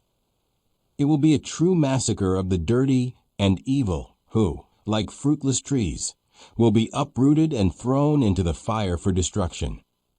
This will be what we call the Last Judgment, the vengeance for the blood of saints who died for justice and truth throughout history, as well as the punishment by fire of the dirty and black spirits that led to the dramatic history of this earth. When Christ said to the Pharisees, "You are from this world, but I am from another world," he implied both his exalted origin and the difference between the two worlds, the world of lights and the world of darkness. The fact that Christ did not call the Pharisees to understanding, repentance, or correction shows that he knew the black essences could no longer be recovered. Weeds cannot become wheat, and wheat cannot become weeds. There is an abyss between these two worlds that cannot be crossed. While with Ianos at the hospital, one night I experienced an unusual phenomenon. While sleeping, I suddenly awoke with a dual consciousness. My positive body remained lying in bed, while my spirit left the body, detaching, and before me I saw Ianos' spirit in sparkling light. Ecstatically watching him, I re-entered my positive body and woke up. I then understood that Ianos is a great, highly evolved spirit who himself possesses this consciousness. I stayed with Ianos at the hospital for almost 2 months until February, when together we left the hospital for the Gradina labor colony, a few kilometers from Salcia. At Gradina, I was part of the unfit brigade. Although I felt very well health-wise, I refused to work further, resisting all pressure from guards and even the commander, with whom I had numerous conflicts due to abuses toward prisoners. Thus, I was disciplinarily transferred to Gurla. Gurla. Entering Gurla was a real qualitative leap. There was plumbing, toilets in the rooms and sinks, radiators, cleanliness, no mud, newspapers in rooms, and shortly after, movies twice a month. The years of terror had passed, and better times had come. Shortly after my arrival in Gurla, the phenomenon from the hospital repeated. I separated spirit from body. On the first night, I flew around the room. The second night, I wandered through the entire prison up to the control post. On the third night, I rose toward the heights, but did not remember where I had been. Also in Gurla, I had a kind of real dream. I awoke face to face with Jesus Christ. He was of fascinating beauty. I looked ecstatically at his face full of light and saw that the space around his body was filled with the light he emanated. While I watched, a desire was born in me to see him shining as the 3 apostles saw him on Mount Tabor. He held my hands in his, and understanding my wish, said, "Very well if you want." And at that moment his face grew ever brighter until he became like the sun with a gigantic halo. I woke, crying with joy. I did not know whether it had been a dream or reality. Everything was natural, unprecedented, extraordinary. I cannot forget that charming expression of divine beauty beyond any icon. I cannot forget those features where masculinity harmoniously blended with femininity. This dream was like an earnest, a confirmation that the path I was on was true, that the latest discoveries and research with Ianos aligned with the ascending search for a great answer. The gods had returned to my consciousness, and this dream in which I saw the splendor of Christ's face gave me the courage and confidence necessary to believe with all my being that Veronica would indeed be my wife. I met Maluka in a cell where those who wanted to work gathered. I could not withstand the physical effort because of my exalted state. Instead, I had the joy of confiding in Maluka, a soul of rare kindness and purity. I told him about all the experiences and research I had done with Ianos, about the great conflagration, the great harvest, the golden city, the new Jerusalem. I told him about my madness to marry Veronica. I recounted my attachment to her since childhood and all my talks with Veronica, in which she used to call me the staff of my old age. Maluka watched me with wide eyes and did not know what to believe.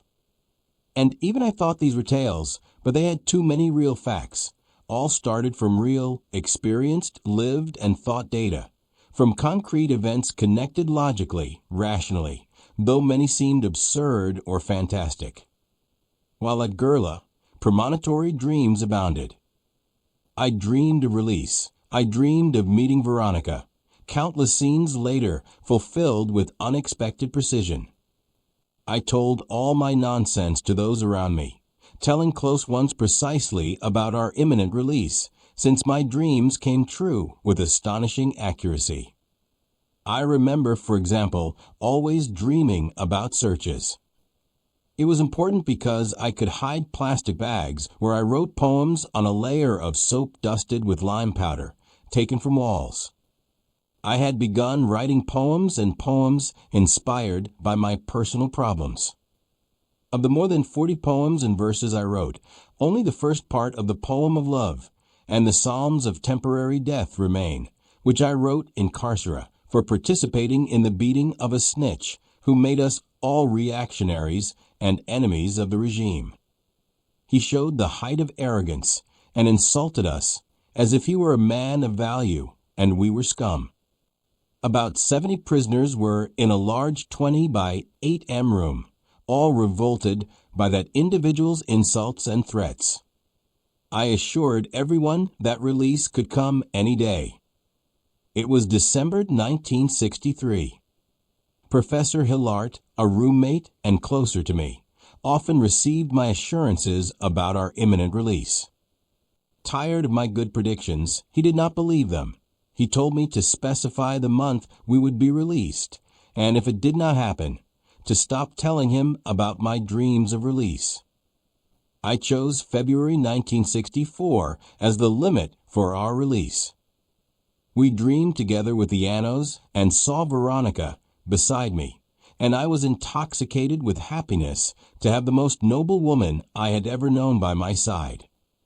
I was to marry the most elevated medium known. I was burning with impatience to get out of prison and ask Veronica to be my wife. It was a true madness what I thought, but Iannos explained to me that sexuality is one of the major conditions for achieving balance, because the sexual act is the most divine phenomenon on earth, akin to the North Star that sharpens and ennobles all mental and psychic faculties of man.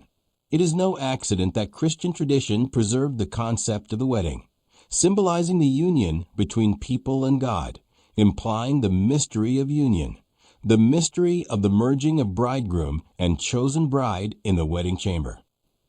But the most original conception of Iannos was related to the existence of the Spirit.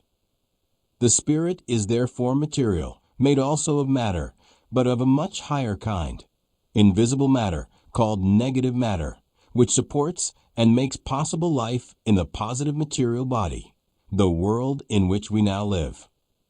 Unlike positive matter, negative matter, the Spirit has special properties that vary from person to person depending on character and stage of evolution. Thus, character differences reflect in spirits by their basal colors. Honest and balanced people have gray colors, darker or lighter shades of gray.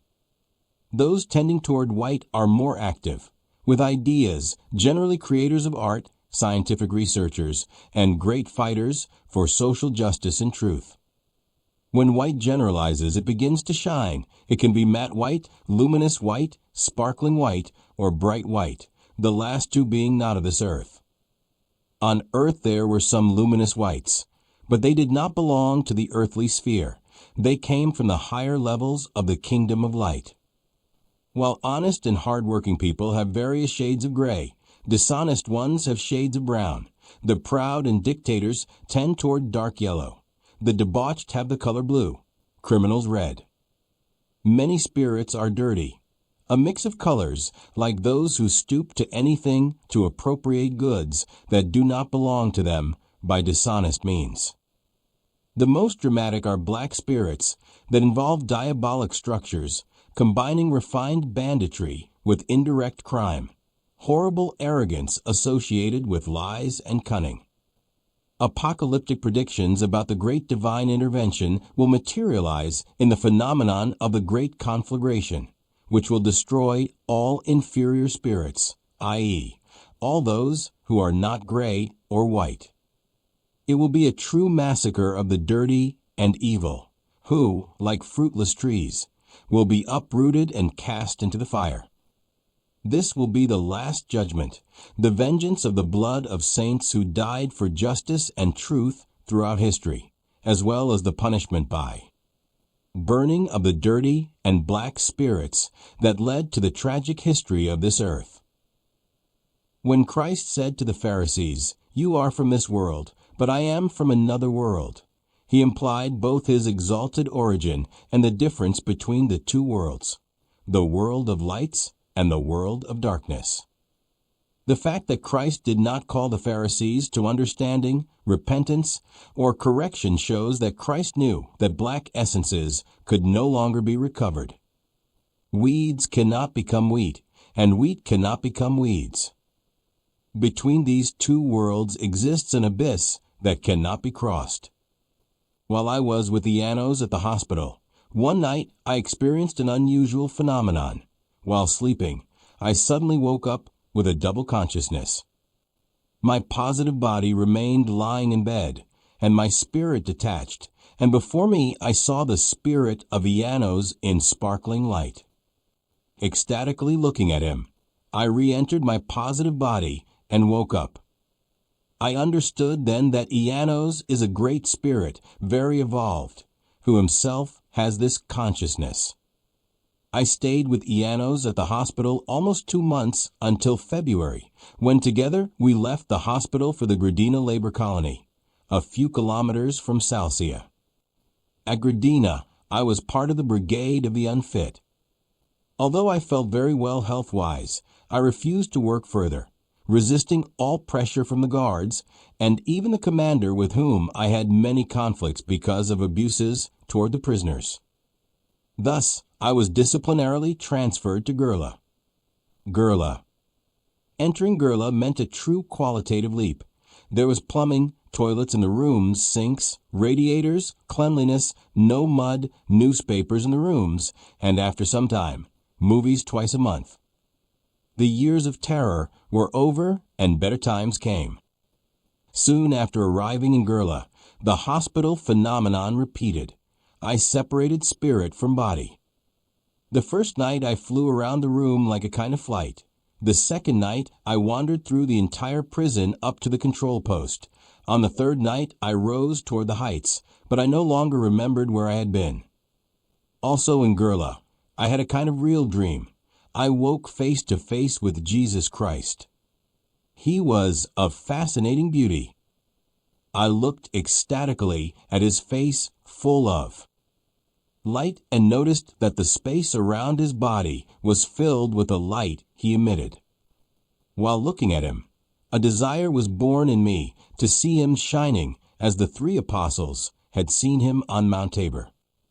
He held my hands in his, and understanding my wish, he said, "Very well, if you want." And then his face lit up increasingly until it became like the sun, with a gigantic aureole. I woke up crying with joy. I didn't know whether it had been a dream or reality.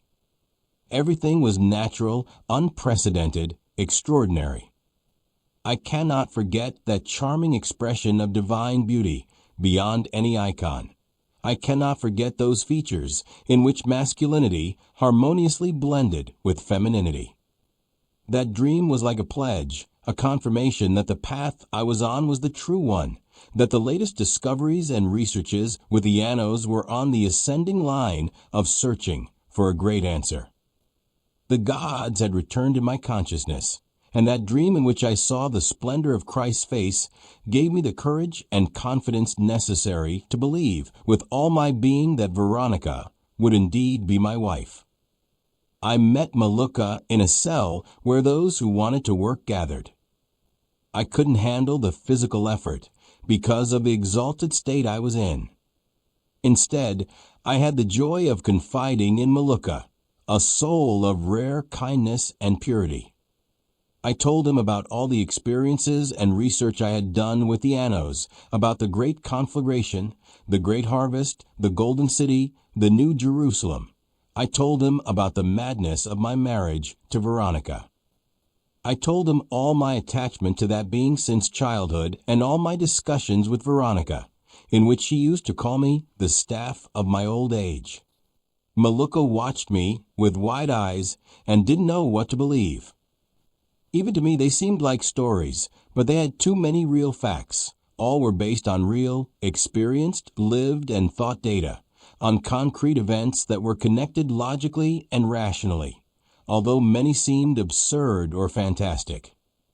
During the time I was in Gurla, premonitory dreams abounded. I dreamed of release. I dreamed of meeting Veronica, countless scenes later fulfilled with unexpected precision. I told all my nonsense to those around me. To close ones, I spoke precisely about our imminent release because my dreams were coming true with astonishing accuracy. I remember, for example, how I always dreamed searches. This was very important because I could hide plastic bags on which I wrote poems on a layer of soap dusted with lime powder taken from walls. I began to write poems and poetry inspired by my personal problems. Of more than 40 poems and poems I wrote, I only kept the poem of love and the Psalms of temporary death, which I had written in the carcera for having participated in the beating of a snitch who had made us all reactionaries and enemies of the regime. He showed the height of arrogance and insulted us as if he were a man of value, and we were scum. There were about 70 prisoners in a large 20 by 8 room, all revolted by that man's insults and threats. I assured everyone that release could come any day. It was December 1963. Professor Hillart, one of my cellmates who was closer to me, I always assured him of our imminent release.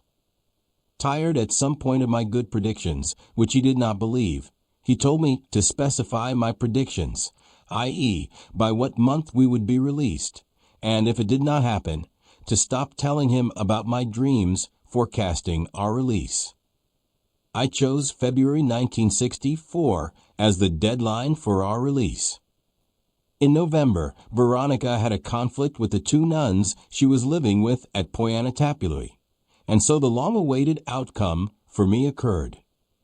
Veronica sold the house at Poyanatapului and came to me in Bucharest. On December 5, 1964, we had our civil wedding, the religious ceremony happening somewhat later. We lived in a studio apartment together with my parents, my father and mother, whom I had brought from Veritech. We couldn't stay together for long, so in the spring of the following year, we bought a 2-room apartment on Cobalsescu Street. There, in Cobalsescu, followed 2 years of research into the world of spirits. We summoned, discussed, and learned the spiritual colors and positions in the other world of hundreds of spirits.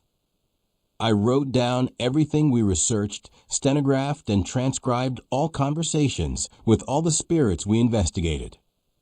Shukarda was present at all our meetings. Through research, we concluded that the unseen world is arranged in a spiral with 9 distinct levels, 9 layers.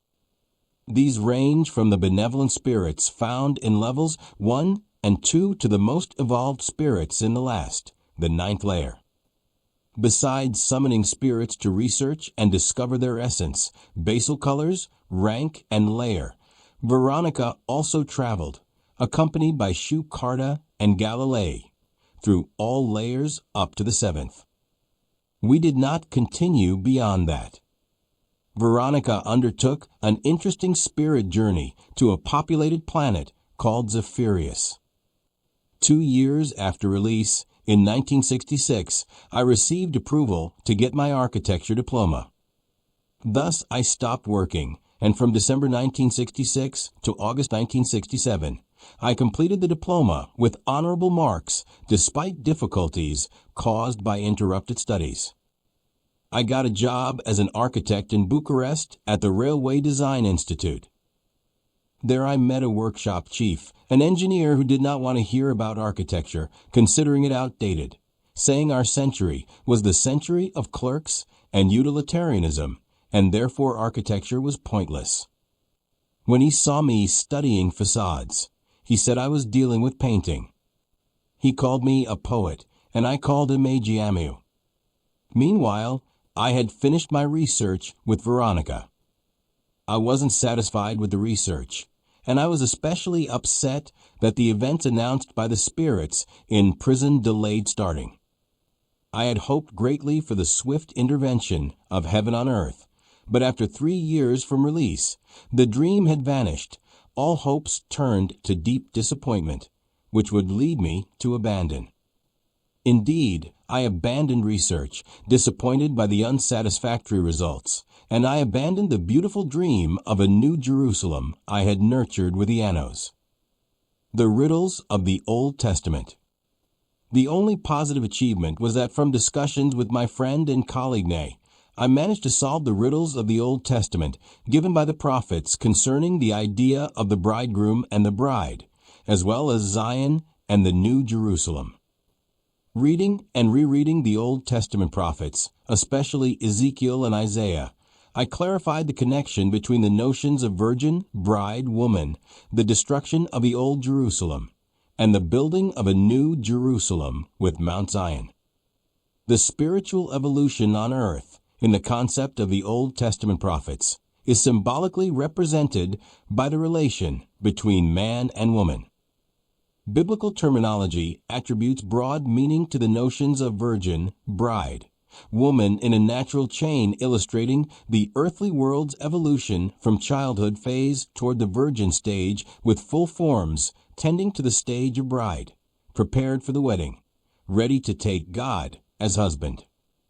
God is presented as a governor watching over the earth, monitoring the evolution of each nation, the philosophical profile, the concept of life, how order, laws, and major principles of a national moral orientation are respected.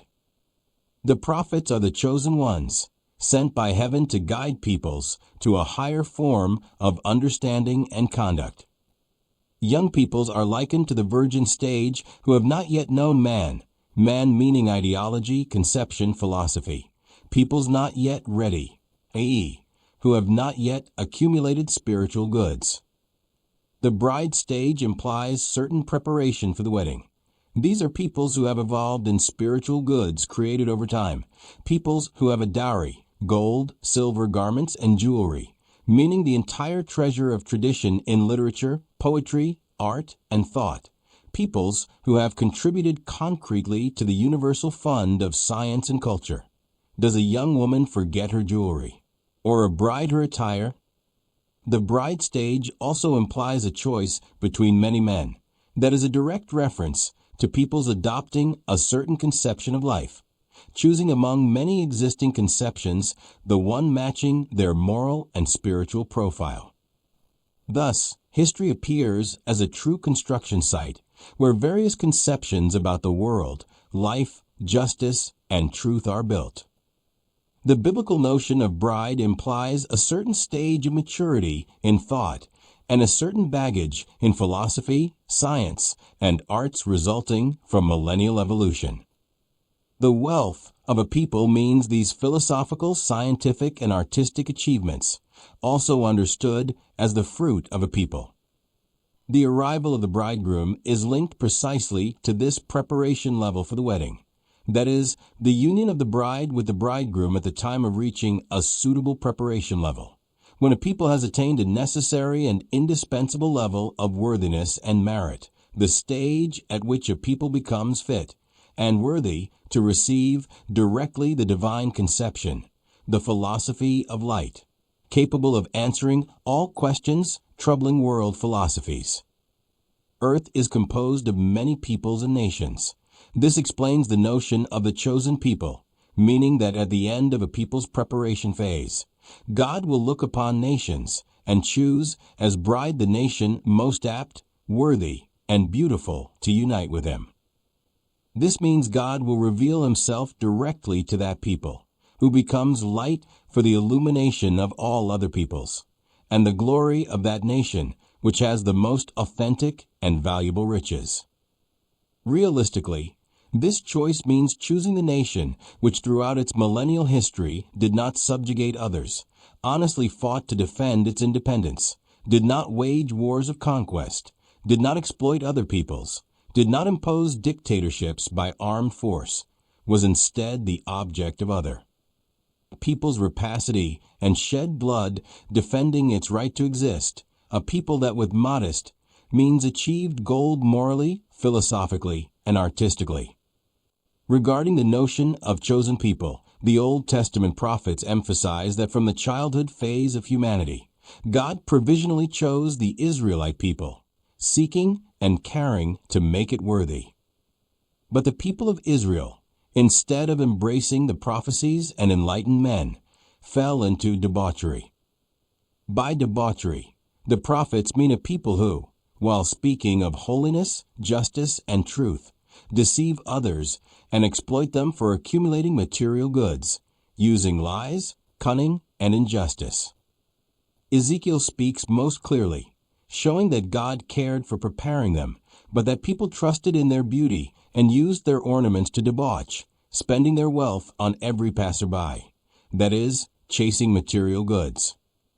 You took your fine clothes and made high places decorated with various woven fabrics, and you debauched there as never before and never after. The fact that this is a betrayal of the great social ideals of honesty, fairness, justice, and truth, the fact that Israel abandoned these and hypocritically promoted them only verbally, but in deeds pursued material profit, is proved by Ezekiel 16, verse 17. You took your jewelry made of my gold and silver that I gave you, and made idols and debauched with them.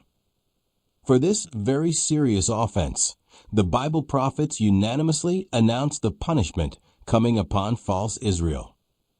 Let us pause in the same chapter at verses 38 to 42. I will judge you as women who commit adultery are judged. I will give you into their hands, and they will destroy your adulterous houses, scatter your high places, strip off your clothes, take your jewelry, and leave you naked. I will gather a crowd against you, and they will kill you with stones and swords. They will judge you before many peoples. I will vent my wrath on you, and will not be angry any more. Thus, the notions of old Israel, which will be lost, old Jerusalem, which will be destroyed, and old Zion, which will be abolished, gain meaning, while there will be a new Israel, a new people who will find God. The way events are presented by the Old Testament authors, and the way world history unfolded show that God remains hidden throughout all epochs, casting only the seeds of his wisdom, waiting to come openly and directly at the time of the harvest to burn the weeds and give rightful reward to the wheat. More clearly, Jesus Christ himself foretells a flock and a shepherd, a time when he will come on the clouds of heaven and speak openly about the Father, not by parables. The Bible and prophets speak likewise about a new Israel in the midst of which God will live forever. The New Jerusalem symbolizes the chosen people at the end of the silent period, who will receive the honor of being those who receive the living and true God, who will come down visibly, palpably, and scientifically verifiable. At that time Jerusalem will be called the throne of the Lord, and all nations will gather there to honor God and his true philosophy. The city of Jerusalem is the divine philosophy, the true Christian ideology, which will be like walls that no one will ever be able to tear down. But in the midst of this chosen people will be a mountain, like Mount Zion, that is the assembly of the wise, the elders, the spiritual elite of the chosen people. Blessed be the Lord from Zion, he who dwells in Jerusalem. To you, O God, belongs praise in Zion, and in Jerusalem your vows will be fulfilled. God will make Zion conquer, and his chosen will dwell there and inherit it. His tent was in Salim, but his dwelling is in Zion. The Lord chose Mount Zion, which he loved, and built a magnificent church like the heavens, enduring forever like the earth. The Lord loves the gates of Zion more than all other dwellings. Glorious things are spoken of you, O city of God. It will be said of Zion, so and so was born in Zion, for the Most High himself has strengthened him. For the Lord has chosen Zion and desired it as his dwelling, saying, This is my resting place forever. Here I will dwell, for I have desired it. My holiness will shine upon it.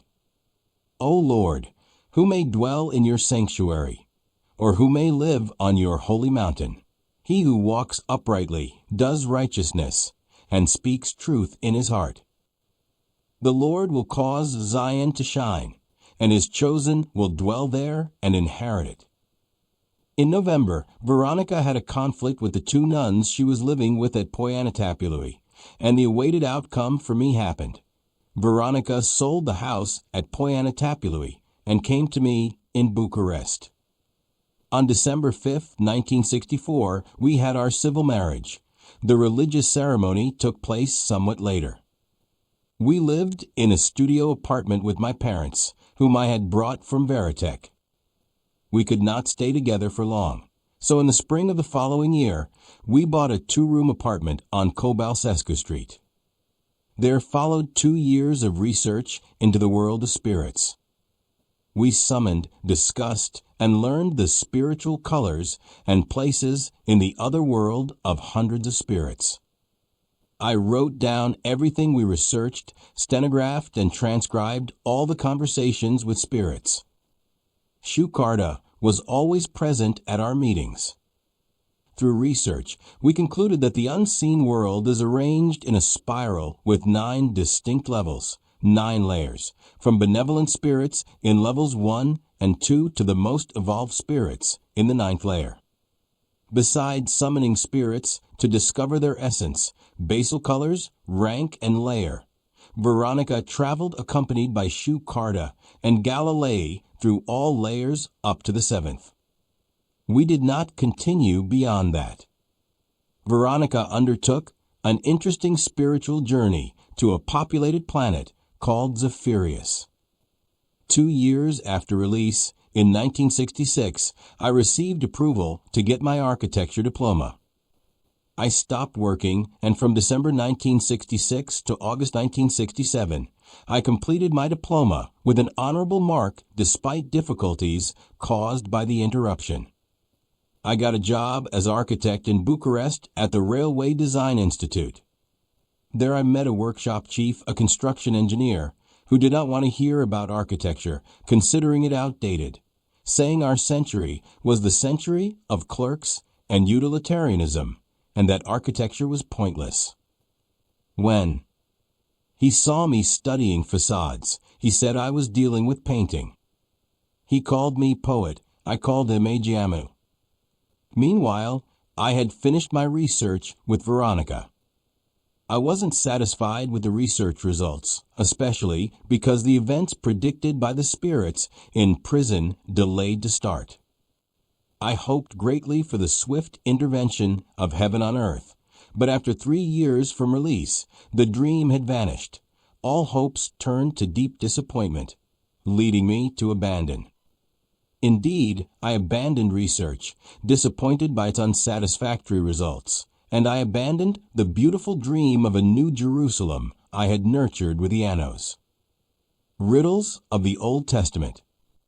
The only positive achievement was that from discussions with my friend and colleague Nay, I managed to solve the riddles of the Old Testament offered by prophets concerning the idea of the bridegroom and the bride, as well as Zion and the New Jerusalem. Reading and rereading the Old Testament prophets, especially Ezekiel and Isaiah, I clarified the connection between the notions of virgin, bride, woman, the destruction of Old Jerusalem, and the building of a new Jerusalem with Mount Zion. The spiritual evolution on earth, according to the Old Testament prophets, is symbolically depicted by the relationship between man and woman.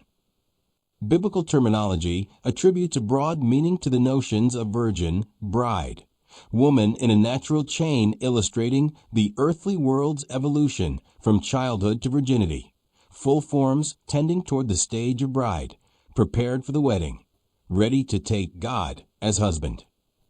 God is presented as a governor who looks over the earth, monitoring the evolution of each nation, their philosophical profile, life conception, how order, laws, and major principles of national morality are respected. The prophets are the chosen ones sent by heaven to guide peoples toward a higher form of understanding and conduct. Young peoples are likened to virgins who have not yet known man, man meaning ideology, conception, philosophy, peoples not yet prepared, i.e., have not yet accumulated spiritual goods. The bride stage implies preparation for the wedding. These are peoples who have evolved in spiritual. Goods created over time. Peoples who have a dowry, gold, silver, garments, and ornaments, meaning the whole treasure of tradition in literature, poetry, art, and thought. Peoples who have contributed concretely to the universal fund of science and culture. Does a girl forget her jewelry, or a bride her adornment? The bride stage also involves a choice among many men. That is, the peoples adopt a certain life conception, choosing from many existing conceptions the one that corresponds to their moral and spiritual profile. Thus, history appears as a construction site building various worldviews about life, justice, and truth. The biblical notion of bride implies a certain maturity in thought and a certain philosophical, scientific, and artistic baggage that is the result of millennial evolution. The wealth of a people means precisely these philosophical, scientific, and artistic achievements, which also mean the fruit of a people. The coming of the bridegroom is linked to this level of preparation for the wedding. That is, the union of bride and bridegroom when a people reaches a suitable level of worthiness and merit, the stage at which a people becomes fit and worthy to receive directly the divine conception, the philosophy of light capable of answering all the questions troubling world philosophies. Earth consists of many peoples and nations. This explains the notion of the chosen people, meaning God, at the end of a people's preparation phase. We'll look at the peoples and choose as bride the nation most apt, worthy, and beautiful to unite with him. That means God will reveal himself directly to that people, who becomes light for the illumination of all other peoples, and the glory of the nation that has the most authentic and valuable riches. Realistically, this choice means the people that in its millennial history did not subjugate others, fought honestly for independence, did not wage wars of conquest, did not exploit others, did not impose dictatorships by force of arms, was instead the victim of rapacity by others, and shed blood defending its right to exist, a people that achieved philosophical, moral, and artistic gold with modest means. Regarding the chosen people, the Old Testament prophets emphasize that from humanity's childhood, God provisionally chose the Israelites, seeking to prepare them. But the people of Israel, instead of embracing prophecies and enlightened men, fell into debauchery. By debauchery, the prophets mean people who, while talking of holiness, justice, and truth, deceive and exploit others to accumulate material goods using lies, cunning, and injustice. Ezekiel is especially clear, showing that God cared for preparing them, but that people trusted in their beauty and, using their ornaments, began to debauch, spending their wealth on all comers, i.e., chasing material goods. You took your fine clothes and made high places covered with embroidered works, and debauched there as never before and never again. This represents the betrayal of great social ideals, honesty, justice, truth, as Israel abandoned these and promoted hypocrisy verbally while seeking material profit in deeds, proven by Ezekiel 16 verse 17.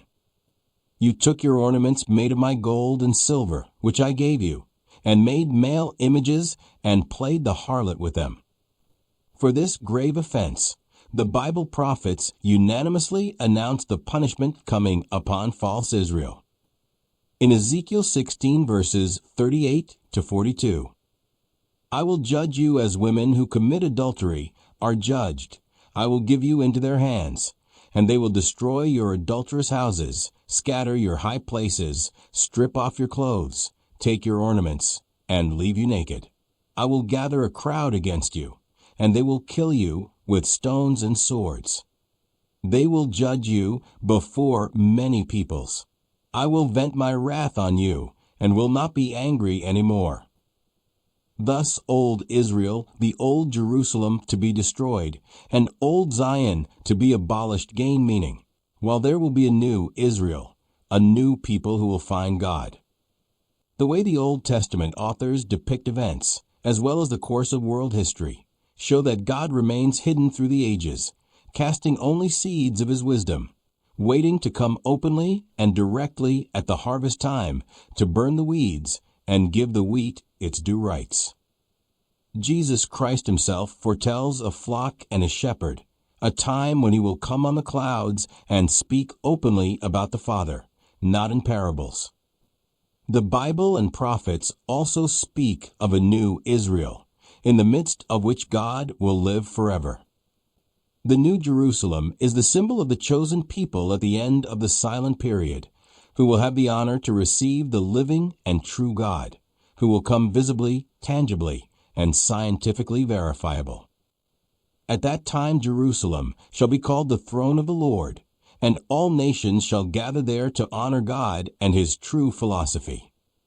The city of Jerusalem is divine philosophy, the true Christian ideology, which will be like walls no one will ever tear down. In the midst of this chosen people will be a mountain, like Mount Zion, the assembly of the wise, the elders, the spiritual elite of the chosen people. Blessed be the Lord from Zion, he who dwells in Jerusalem. Praise belongs to you, O God, in Zion. Your vows will be fulfilled in Jerusalem. God will make Zion victorious. His chosen will settle there and inherit it. His tent was in Salim, but his dwelling is in Zion. The Lord chose Mount Zion, which he loved, and built a glorious church like the heavens and firmly as the earth. The Lord loves the gates of Zion more than all the dwellings. Glorious things are spoken about you, city of God. It will be said of Zion, so and so was born in Zion, for the Most High himself has strengthened him. For the Lord has chosen Zion and desired it as his resting place. This is my resting place forever. Here I will dwell, for I desired it. My holiness shall shine upon it. O Lord, who may dwell in your sanctuary, who may live on your holy mountain, the one who walks without fault, does righteousness, and speaks truth from the heart. The Lord will cause Zion to shine. His chosen will inherit it. Beautiful street. My apathy was broken by my dismissal from the technical service of the Archdiocese.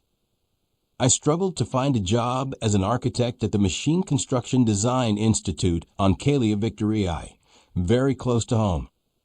The new environment, new colleagues, and new design tasks had the effect of awakening me, pulling me out of numbness. From the first months of employment, I successfully prepared a techno-economic study for the Drobeta Turnu Severin Wagon Factory, and immediately entered another project, also in the techno-economic study phase, for the systematization and development of the November 7th Agricultural Machinery Factory in Craiova. It was a project I worked on with passion and soul, but I collided with the lack of understanding from an engineer in the technical department who, brutally insulting me, ordered me to remove all my architectural references from the technical memo of the project. This engineer was not an architect and likely felt that my architectural notes jeopardized his role as general plan manager. Truth be told, the systematization plan should have been overseen by an architect. This brutal and unexpected clash after days and sleepless nights led to a state of agitation, causing my readmission to Hospital Number 9 for 6 weeks. After that, I returned to the office and restarted work, first with difficulty, then increasingly well, until spring 1976. In March 1976, during the night, I experienced a state of lucidity and visionarism similar to those I had in Germany and at Pizzeria Monastery. This brief, exceptional experience made me believe that what happened in Germany, and especially at Pizzeria, was truly caused by something beyond my understanding, that those states were directed for a certain purpose I could not decipher. On March 15, 1976, while discussing with a young theology graduate, that exceptional state of lucidity and visionarism returned. My mind was clear and penetrating in understanding various meanings of what I knew and what surrounded me. It is very hard to describe that state. I lost appetite and could eat only fruits and salads, also feeling the need to drink much herbal tea with lemon juice. I spoke, and everyone looked at me wide-eyed. I amazed Veronica with many interpretations from the Old and New Testaments. Colleagues, on the other hand, could hardly believe their eyes at what I said. I tried to appear normal so as not to be considered crazy again. On April 17th, a Saturday, after work, I left the office with my supervisor, chatting. We parted at the corner of Beautiful Street, and I headed home, walking on the right side of the street on the sidewalk. About halfway down, I felt something or someone enter me. I do not know what or who. Another self full of light and power, another person who seemed to complete me, since it was still me. I experienced a state of perfect fullness. I lacked nothing. I was no longer interested in home, food, dreams, or passions. I felt whole, perfect, like an all-knowing God. Problems and sufferings had vanished. Evil no longer existed. The very concept of evil disappeared. Everything was pure, perfect. Even the troubled history of this earth seemed gone forever. Centuries of suffering and torment had left. The earth was clean and perfect like a work of art. I felt I could communicate directly with God. And asked, "So Lord, you are the creator of all this?" And he answered, "I am." It was like living a new earth, a new heaven, as said in the Apocalypse, where all was new and pure. Verification. I returned home calmly and told Veronica what I had been through and what I still experienced. She understood me. Veronica's understanding was very important, especially as it could calm my father, who was worried due to my insomnia and wanted me hospitalized. To reassure him, I arranged a consultation at Hospital Number 9 with Dr. Tranulus, assistant to Dr. Romola. I told Dr. Tranulus everything, starting from February 1973 in Germany, what had happened there, then at Pizzeria, and the recent days. With justified prudence, the doctor prescribed mild sedatives and an injection of Modatin. What happened on Beautiful Street was clear and conclusive, without any doubt or reservation. I was aware that from somewhere above an action was taken on me, making me experience what seemed like the end of all apocalyptic struggles. But was what happened at Pizzeria real or hallucinations? I needed verification, a control. I felt the need to ask someone, and so I turned to Veronica. Veronica agreed that in the presence of Shukarda, we should summon Lord Christ on the screen. We prepared, and on the evening of April 22, 1976, we first summoned Shukarda, then Lord Jesus Christ. I asked him only one question: if he had indeed entered my material body at Pizzeria Monastery? I was. That is how I enter and dwell in those who are mine. I enter and dwell for a time in those who belong to my people. Is it then true that the rooster crowed announcing the coming dawn? I asked. Yes. The dawn is near, answered Christ. Then he blessed us and withdrew. Once again, I felt a joy that words cannot capture. It was Holy Week. I did not attend the Tenebrae because Christ was too alive for me to watch his burial in church services. Instead, I attended the resurrection service at Father Simeon Tatu's. We all sang Christ is risen, and at the right moment, with soft voice, we sang the resurrection axiom. Shine, shine, O New Jerusalem, for the glory of the Lord has risen upon you. Leap now and rejoice, O Zion, and you bride, mother of God, rejoice in the resurrection of your born Son. May 16, 1976.